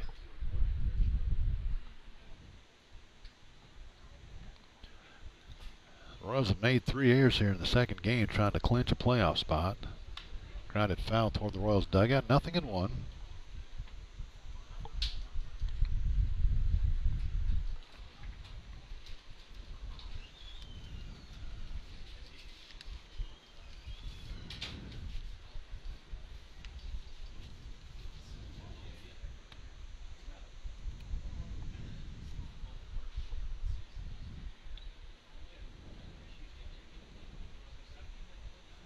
Check of the runner at first, the 0-1. Check swing, he did not go. Nunez is your hitter. He's had a pretty big day. Three hits, 3 RBIs. In fact, if he hits a home run here, he hits for the cycle in the doubleheader.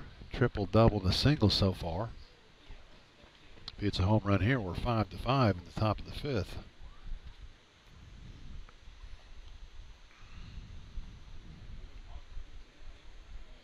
Stanton is all over Harrisonburg, 10-1. That game in the 6th.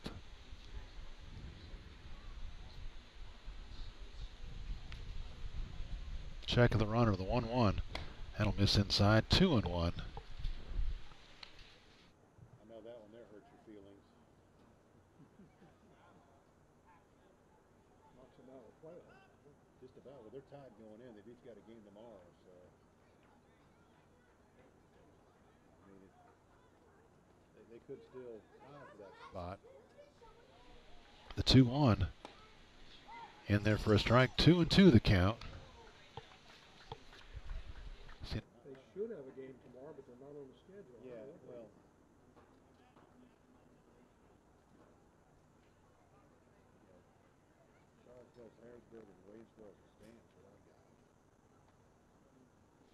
Two balls, two strikes. Checking the runner at first. Slider grounded foul. We'll do it again.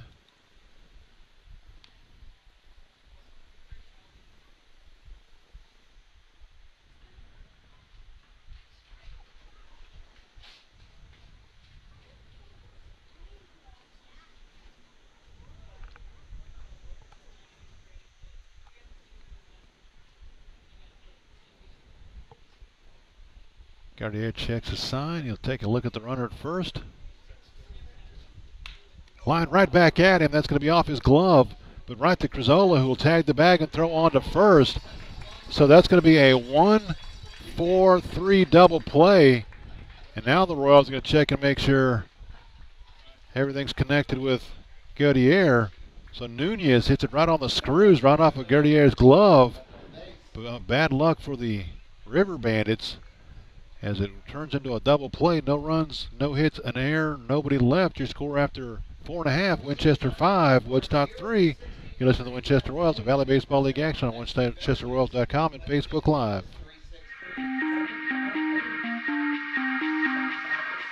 For over a year now, you've heard me talking about your price and our $99 processing fee. Why? Because at Jim Stutzman Chevrolet, transparency means everything. For nearly 40 years, our reputation has been forged on a foundation of honesty and integrity in an industry that hasn't always lived up to these principles. But don't just take my word for it. Come by, visit with the professional staff at Jim Stutzman's, and experience it for yourself. We're Jim Stutzman Chevrolet, 2700 Valley Avenue, home of your price and the $99 processing fee.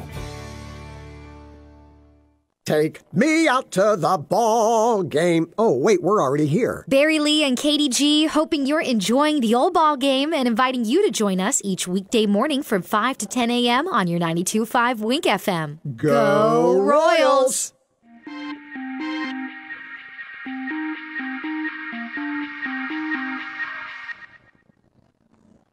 Welcome back to Bridge Fourth Field. Graham Knight here alongside Mark Sawyer. Got Andrew here helping with the broadcast tonight. Andrew, it's great to have your help.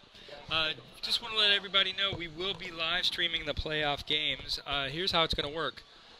Well, you know what? We've got a batter coming up to the box. I'm going to hand it back to Mark Sawyer, and I'll fill you in the next break. Mark, take it away. We go to the bottom half of the fifth. Royals lead at 5-3. Raymond Gill, Mason Brzezowski, and Samir Santos to hit for the Royals in the fifth. Back to the mound for the River Bandits, Clayton Jeffries. First pitch off the plate for a ball, 1-0.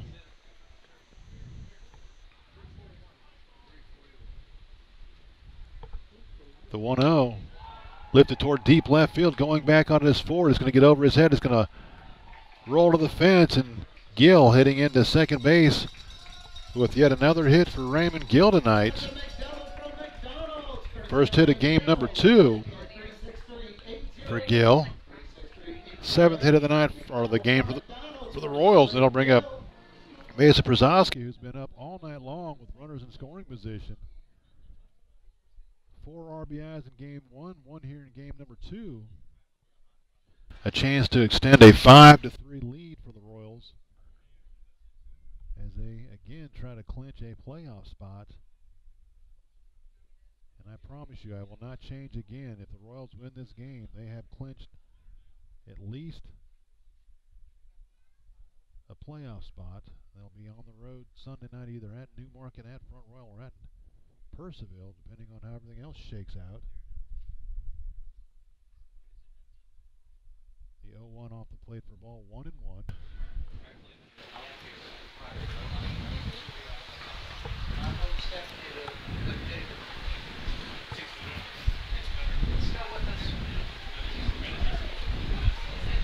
Check of the runner, the 1-1.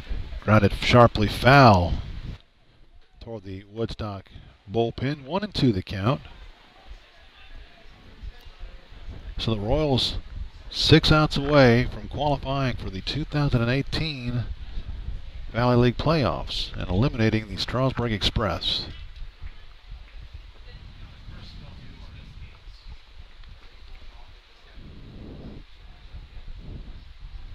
Check of the runner, the 1-2. Fouled back and out of play. We'll do it again, 1-2.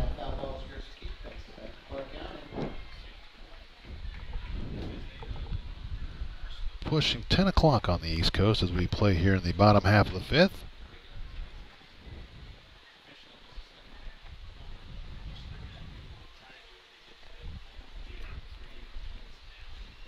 Check of the runner, the 1-2. Upstairs, 2-2.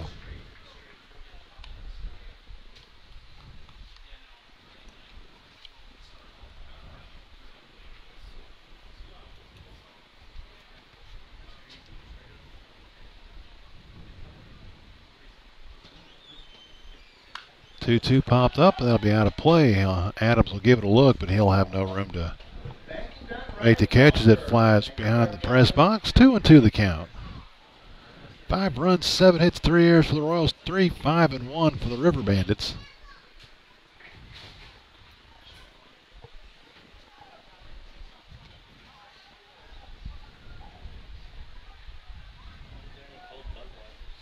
The 2-2. Upstairs for a ball, 3-2.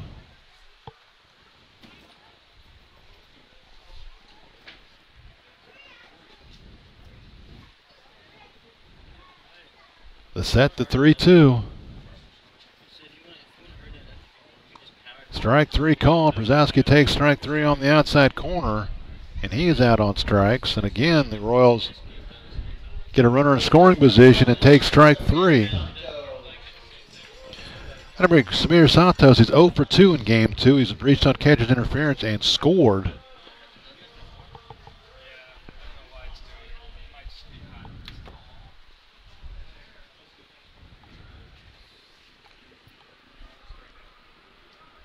First pitch to Santos. Breaking ball upstairs for a ball, 1-0.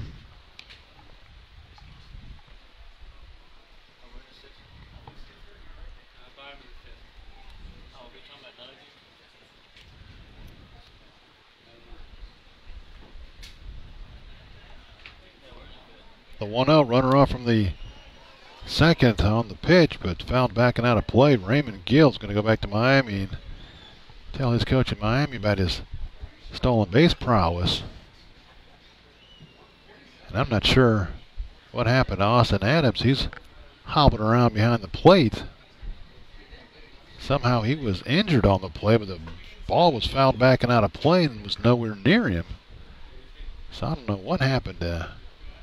If he got hit on the backswing or what may have happened.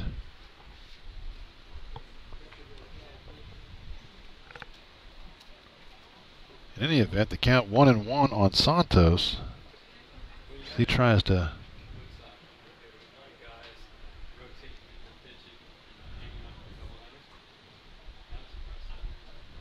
the set, the 1-1 inside move, nobody covering. So Gill back in plenty of time.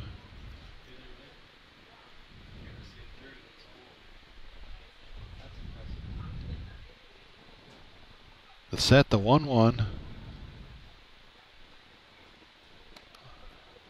Miss outside, 2-1.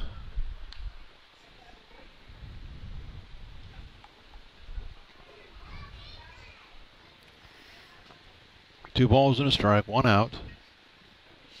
Royals trying to add to a 5-3 lead. 2-1.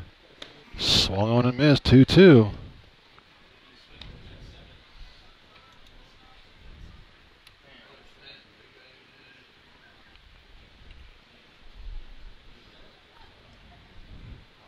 Two balls, 2 strikes, 1 out. Royals lead at 5-3.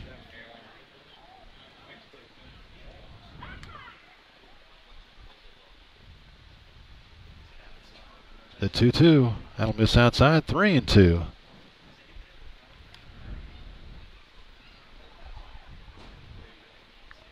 So the Royals have enough to win. They have enough to qualify. However, looking to add to it.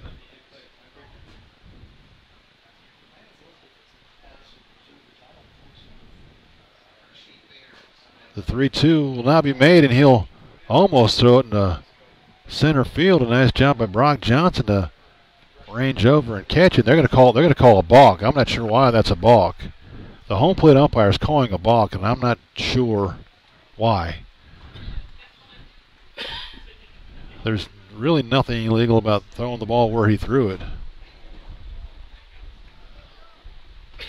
And then maybe it's something to do with the move off the mound.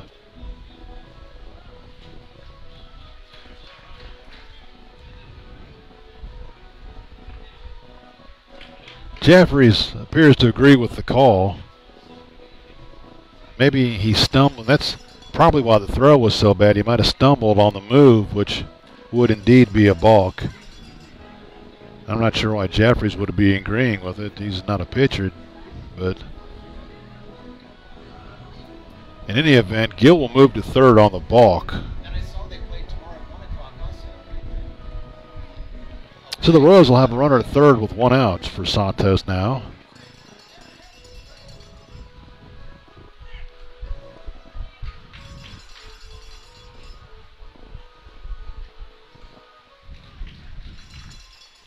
Three balls, 2 strikes, 1 out.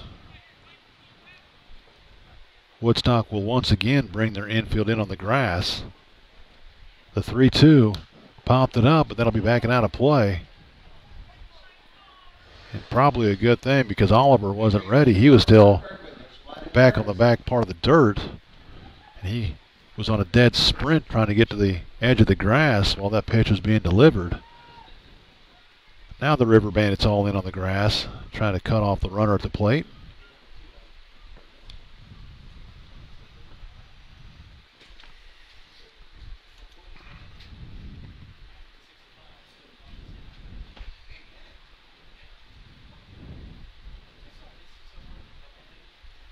Jeffries will come set. The 3-2. Fisted towards second base. Oliver will make the call and the catch. And Santos will be out number 2. As once again the Royals a leadoff double, get him to third with 1 out, and on the verge of not getting him in. Now batting for the Royals, number 10, Zion Pettigrew. That'll bring up Pettigrew, who's had a nice game too. He's 2 for 2, a home run, a double, 4 RBIs, and a run scored. Chance to add to that total with another RBI here.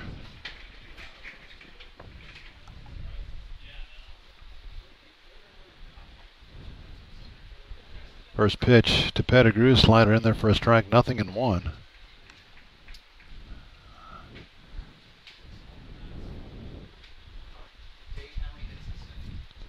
The 0-1 downstairs for a ball, 1-1.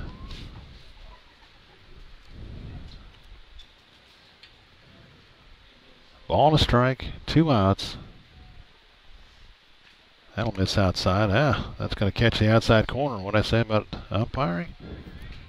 That breaking ball broke across the outside black for strike number 2. 1-2 the count on Pettigrew. The 1-2. Hammered deep to left. That's got a chance, and that's gone. Pettigrew, his second home run of the game, and he's going to stand and watch it. And that may cause problems later on in the game. A 2-run shot off the bat of Zion Pettigrew. His second home run of the game, 3rd hit. 5th and 6th RBIs. And the Royals get a little bit of a cushion here.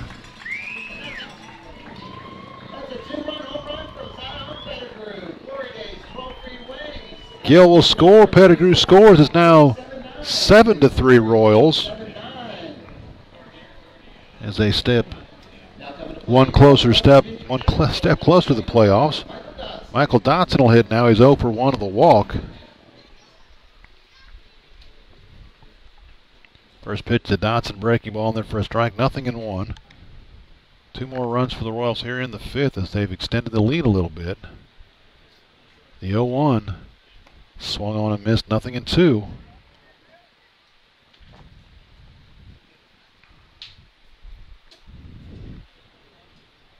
The line, the 0-2. Grounded sharply foul down the third base line. Count will hold it 0-2. So Brzezinski a chance to get 6 RBIs in game 1, only came up with 4. Now Pettigrew 6 RBIs here in game number 2 with 2 home runs. as well as a double and 2 runs scored. The 1, the 0-2, grounded foul. The count holds at 0-2. Front Royal has moved ahead of Strasburg now, 6-5. That game in the bottom of the 6th.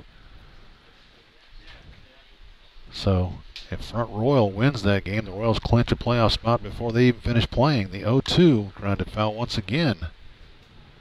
The count holds at 0-2.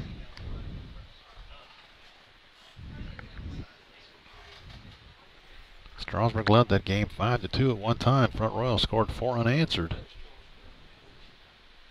The 0-2 off the plate for a ball, 1-2.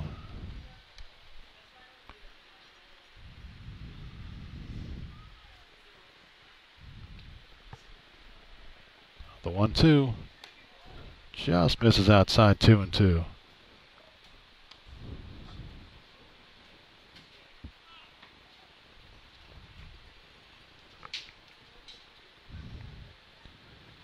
The 1, the 2-2. And the dirt ball 3, 3-2. 7 runs, 8 hits, 3 errors for the Royals, 3 runs, 5 hits, an error for the River Bandits.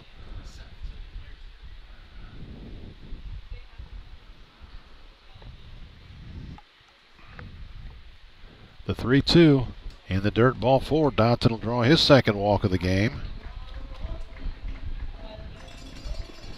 That'll bring to the plate Trenton Bergerine. 2 for 2, a single and a double. And his 2 at-bats here in game number 2.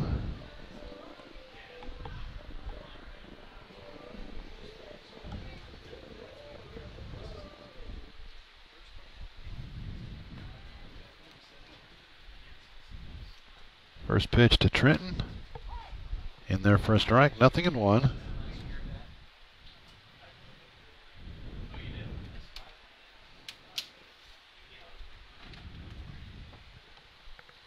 Check of the runner at first, the 0-1. In there for a strike, 0-2.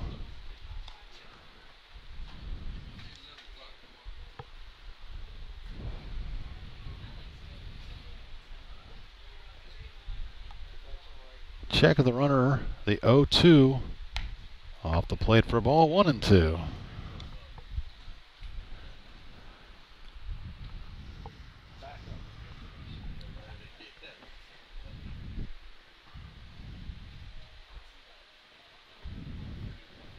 The 1-2. Line into left field for a base hit. Bergerine's third hit of the game.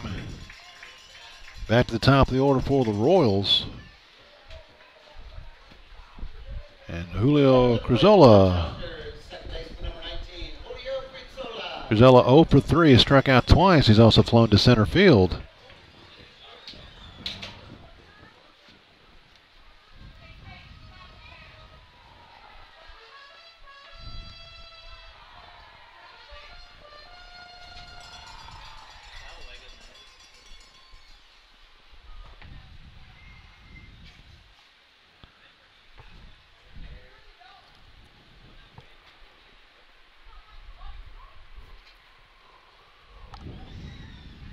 First pitch to Cruzola, swung on and missed, 0-1.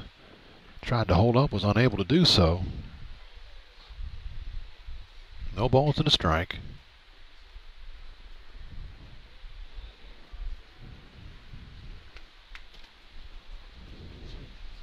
The 0-1. It's in the dirt and it's going to bounce away, and both runners are going to move up. It'll be a wild pitch. Charge to Clayton Jeffries.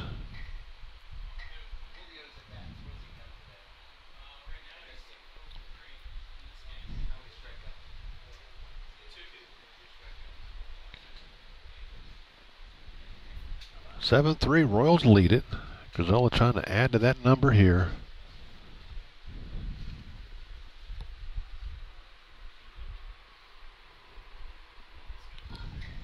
Check of the runners, the 1-1. That'll catch the inside corner, 1-2.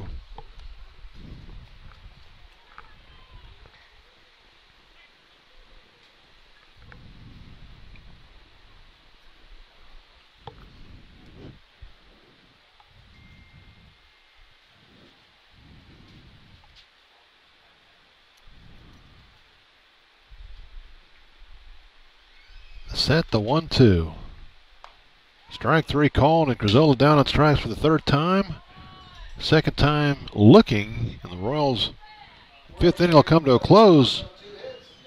2 runs on 3 hits. There were no errors and 2 runners left on base. Your score after 5 complete: Winchester 7, Woodstock 3. You listen to the Winchester Royals of Valley Baseball League action on WinchesterRoyals.com and Facebook Live.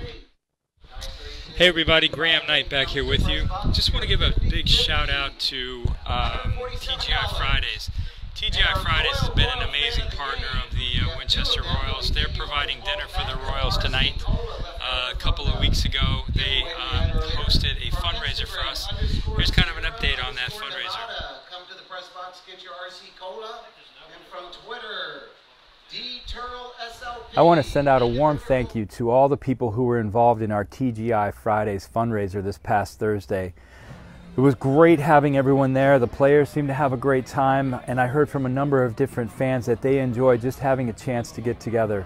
So a warm, heartfelt thank you to TGI Fridays for helping sponsor this event and helping arrange this fundraiser for the Winchester Royals. And a warm thank you to all who helped coordinate it and all who helped participate. As you've heard me say before, it takes a village to raise a child, but it takes a metropolis to support a baseball team. And we are forever indebted to the fans and friends in Winchester, Virginia who helped support the Royals, and greatly and deeply indebted to TGI Fridays who made this fundraiser possible. Thank you all for making this such a fun and eventful night. We look forward to another event like this next year. Now back to the action with Mark Sawyer. Anyway, we're eternally grateful to the partnership that's set up with TGI Fridays. It takes a number of those to make a season like this happen. I know I've said it a few times before, but it does take a metropolis to support a team, and we're grateful to the Lisa Bears, the Banks of Clark County, the TGI Fridays, the Sheets, all of whom help us do what we do. Thank you very much. Now back to the action with our man, Mark Sawyer.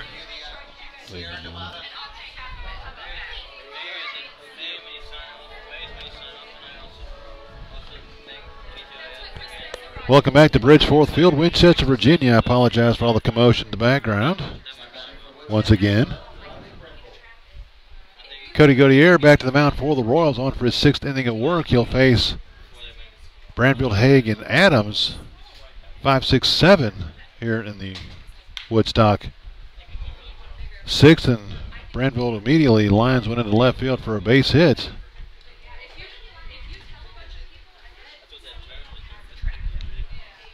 That'll bring to the plate Christian Haig. Haig 2 for 2 in this game. He started out as the pitcher. He's now back at first base.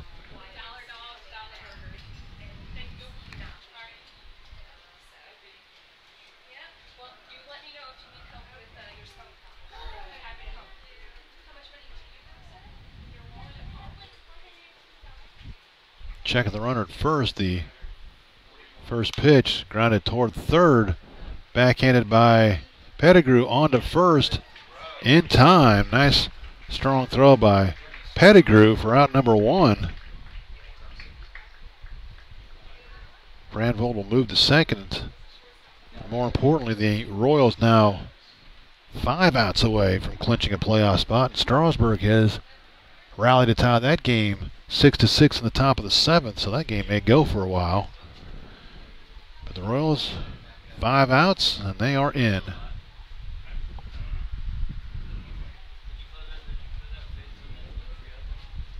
First pitch grounded sharply to short. Berggren up with it. He thought about going to third, but he decides, you know what, we need 5 outs to make the playoffs. So he set his feet 2 on to first. Adams is retired 6-3. Branfield will move to third. That'll bring up Austin Bowman. Royals now 4 outs from clinching a playoff spot.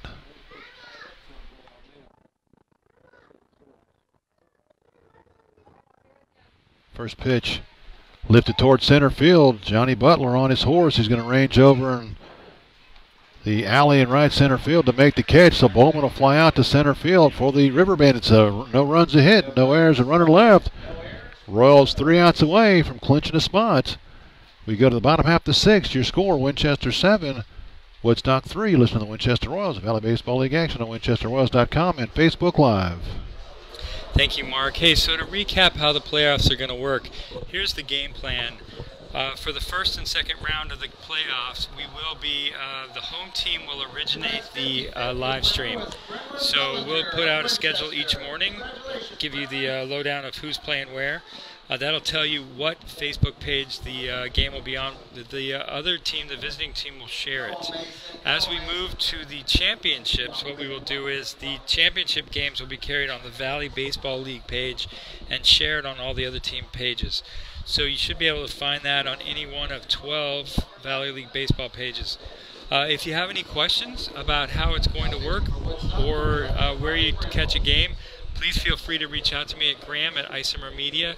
That's GRAHAM at Isomer, ISOMER media.com. Happy to answer any questions you have. And been grateful for all the kind words and shout outs. Scott Richardson's in the stands tonight. He usually watches from Jupiter, Florida. Paid us all a very nice comment, said he's really enjoyed being able to see the games. And that's a sentiment I've heard a number of times this season. So just know that's why we do this.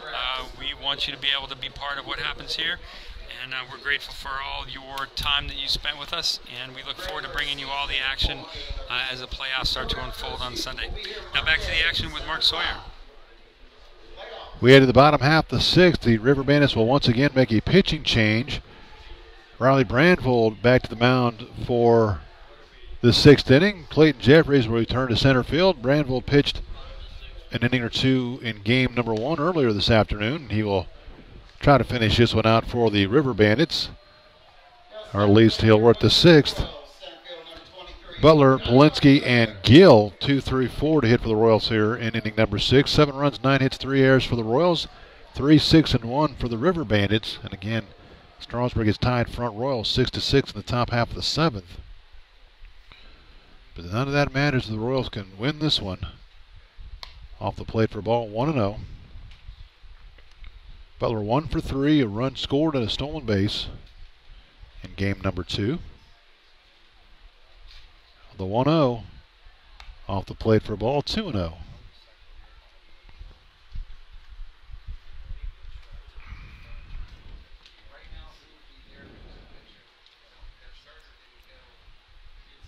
The 2-0 line toward left field, and that's going to be in there for a base hit. It's going to skip past Ford, and Ford played that like a pitcher.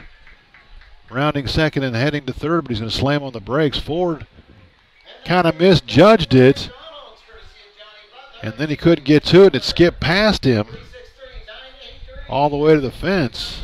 So Butler will lead off the Royals' 6th with a double. That'll bring to the plate Aaron Polinsky.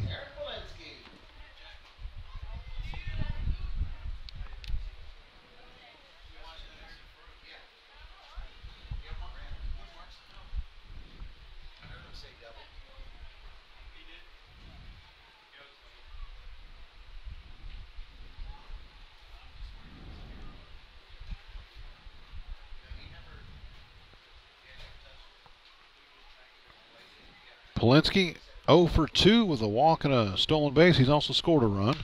This one lined toward right field, but right at Nunez will make the catch and throw on to third. And he's got a gun out there in center or right field, and he was out.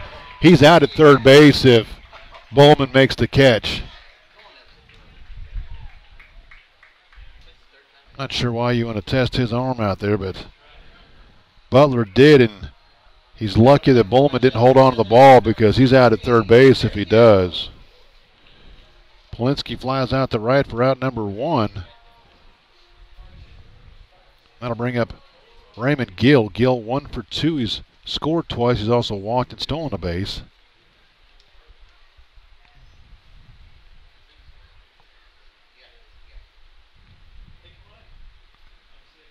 First pitch in there for a strike, 0-1.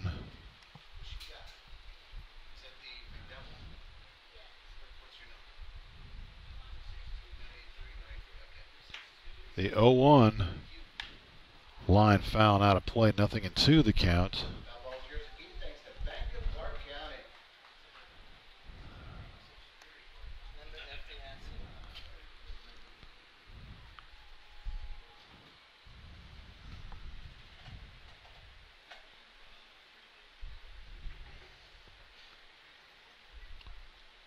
The 1, the 0-2 down in the dirt. Backhanded nicely by Adams. 1-2 the count.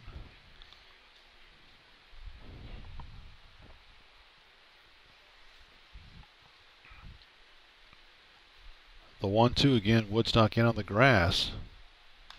Fisted fouling out of play. Count holds at 1-2.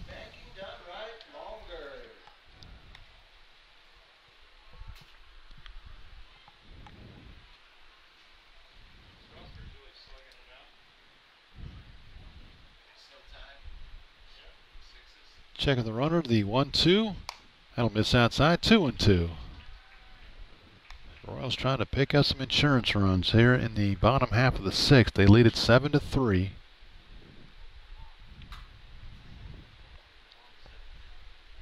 The 2-2. Downstairs, 3-2.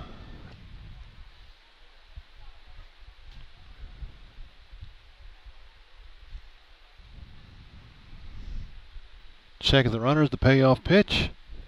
Swung on, missed. He threw a fastball by him. Gill down on strikes. Out number 2 here in the 6th.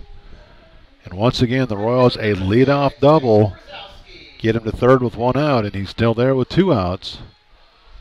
Bring up Przowski. Przowski 1 for 3. With an RBI single in the 2nd.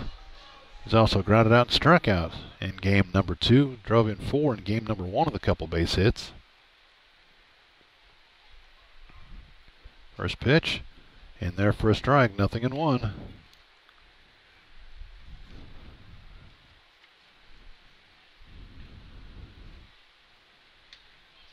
The set, the 0-1.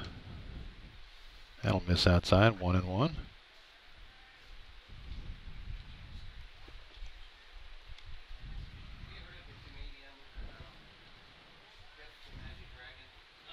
Ball and strike, 2 outs.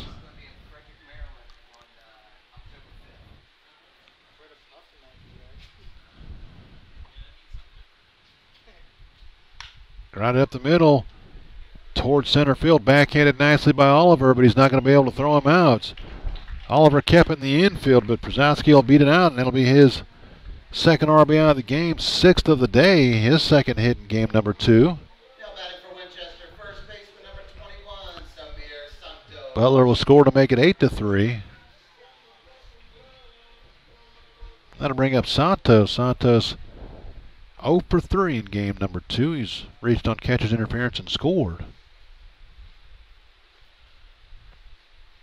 First pitch to Santos, fouled into the screen, 0-1.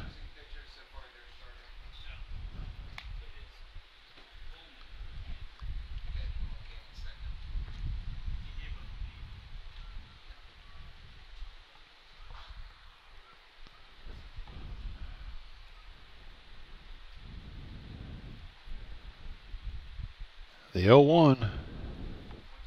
Downstairs for a ball, throw back to first. Back in time is Przowski.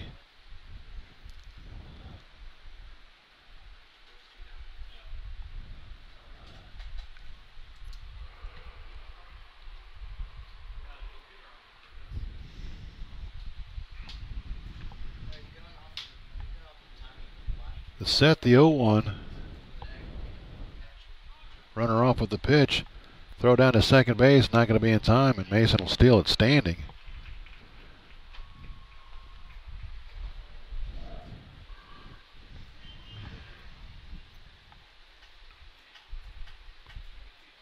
The 8-3, bottom of the 6th. Royals 3 outs away from clinching a playoff spot. Will be ahead at least by 5 heading to the 7th. The 2-1. Slider will catch the corner. 2-2 the count now.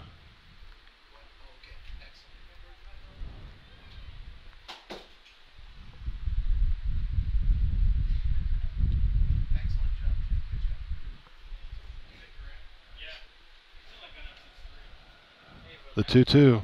Swung on and missed, and he is down on strike, so Santos will strike out to end the inning. But for the Royals, a run on 2 hits. No Woodstock errors. A runner left. Your score after 6 complete. Winchester 8, Woodstock 3. Royals go to the 7th, needing 3 outs to clinch a playoff spot. You're listening to the Winchester Royals and Valley Baseball League action on WinchesterRoyals.com and Facebook Live.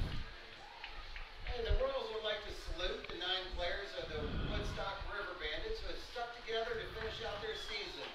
Congratulations to them, their coaches, and their team management for their outstanding sportsmanship. Woodstock, great job.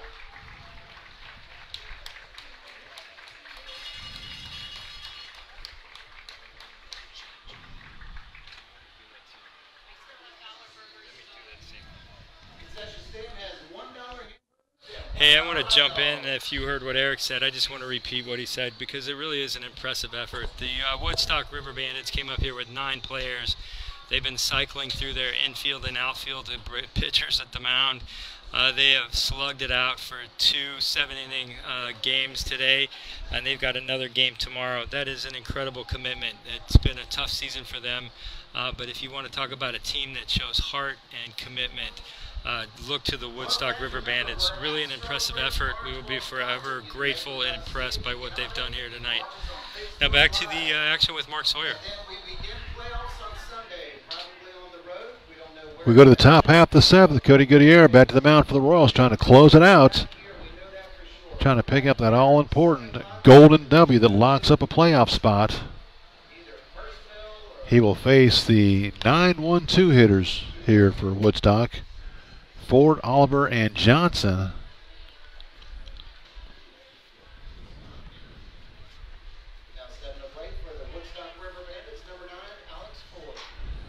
Ford 0 for 2. He's grounded the pitcher and grounded the shortstop in his 2 at-bats here in game number 2.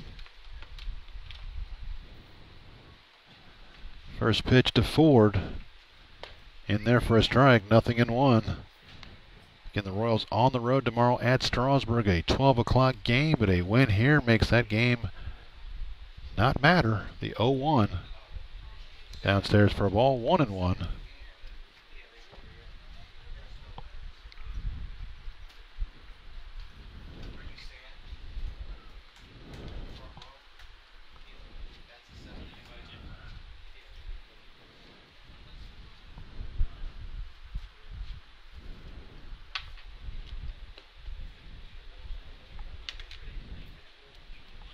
Goodyear forgot there's nobody on base. He started to go from the stretch, and he reset himself to go from the windup. The 1-1 off the plate for ball, 2-1.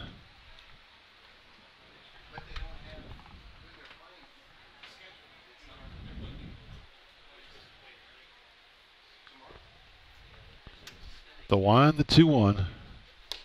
In there for a strike, 2-2.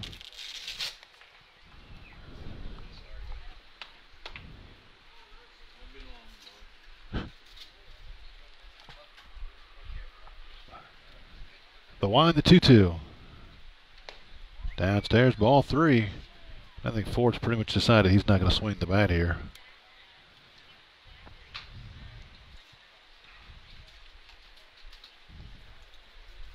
The 3-2. Swung on and missed. He did swing the bat. He probably swung at ball 4, but he's down on strikes. Out number 1 here in the 7th. Royals 2 outs away. Back to the top of the lineup for William Oliver. Oliver 1 for 2. He's also been hit by a pitch and scored 2 runs. Also has a stolen base in there.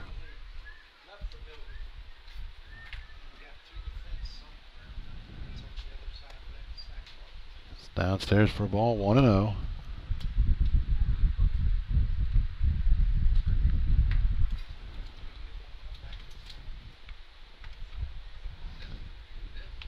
The 1-0. In there for a strike, 1-1. Absolutely nothing going on in the Royals bullpen. They're going to go Cody Goodyear all the way here, the 1-1. Grounded right back to Cody. Couple steps, flips to first in time. The Royals 1 out away. 2 outs for the River Bandits here in the top of the 7th. Brock Johnson 1 for 3s, singled, scored. He's also driven in a run.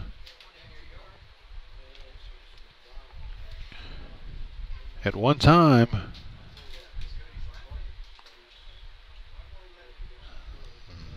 I don't know, the Royals are going to just do something silly and put a position player in to finish the game.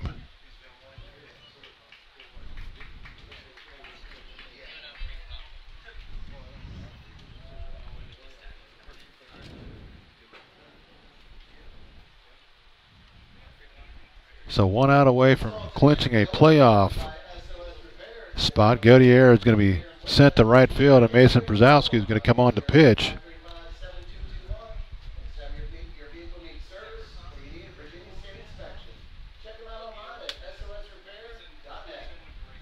Now the mound for your Winchester Royals from Southeast Community College, number 6, Mason Brzezowski.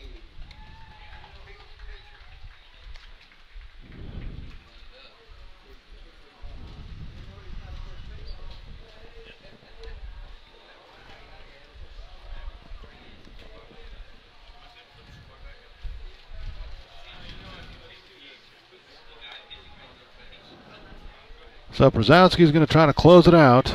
Royals 1 out away from a playoff spot. They're going to put a position player in there to try to close it out.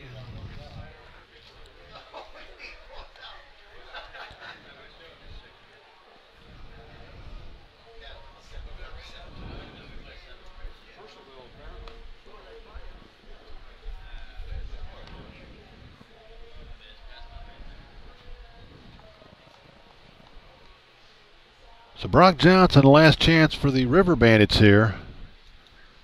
Again, 1 for 3. He's reached on an error, stolen a base, driven in a run, and scored a run here in game number 2.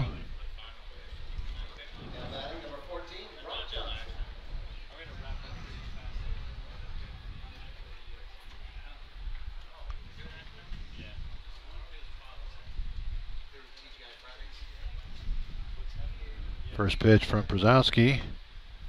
Downstairs for a ball.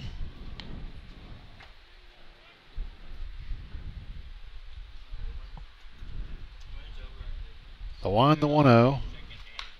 Grounded toward short. Berggren up with it, on to first. In time, and that'll do it. The Winchester Royals have clinched a playoff spot with a 8-3 victory over the Woodstock River Bandits. For the Royals, 8 runs, 11 hits, 3 errors. Woodstock 3 runs, 6 hits, 2 errors. Winning pitcher Cody Goodere moves to 2-1 on the season. Austin Bowman will take the loss. He drops to 0-1. The Royals improve to 21-20 and clinch a playoff spot. Woodstock drops to 5-36, and they have one more game tomorrow. Hitters for the Royals: Zion Pettigrew, 3 hits, 2 runs scored, 6 RBIs, 2 home runs, and a double. Also, Johnny Butler, 2 hits, scored 2 runs, and Thornton Berggren, he had 3 hits in game number 2 for the Royals. For the River Bandits, Christian Haig had a couple hits, and William Oliver scored twice. Again, the final score from Bridgeforth Field: the Winchester Royals have clinched a playoff spot. Will be home Monday night in game number 2 against whoever they're playing, and they'll be on the road on Sunday at either Newmarket, Purcellville, or Front Royal. But right back here Monday night for game 2 of the first round of the playoff series. Your final score: Winchester 8, Woodstock 3. Mark Sawyer saying good night from Bridgeforth Field. Thank you, Mark. Graham Knight here. Just want to say a final thank you to our sponsors, Jim Stutzman Chevrolet. Could not have done this live stream series all season without them. Jim Stutzman Chevrolet, home of the $99 processing fee. Like I said before, Jim says it best. Don't take his word for it. Go down and experience their honesty and integrity for yourself. I'm going to do it. I hope you do the same. Also want to thank 92.5 Week FM, Barry Lee and KDG in the morning, better songs and better brain teasers. All right, as we close out, just want to remind you this live stream is the intellectual property of the Valley Baseball League and may not be used without the express written consent of the Valley Baseball League. Have a good night, everyone. We'll see you tomorrow night or tomorrow afternoon in Strasburg at noon.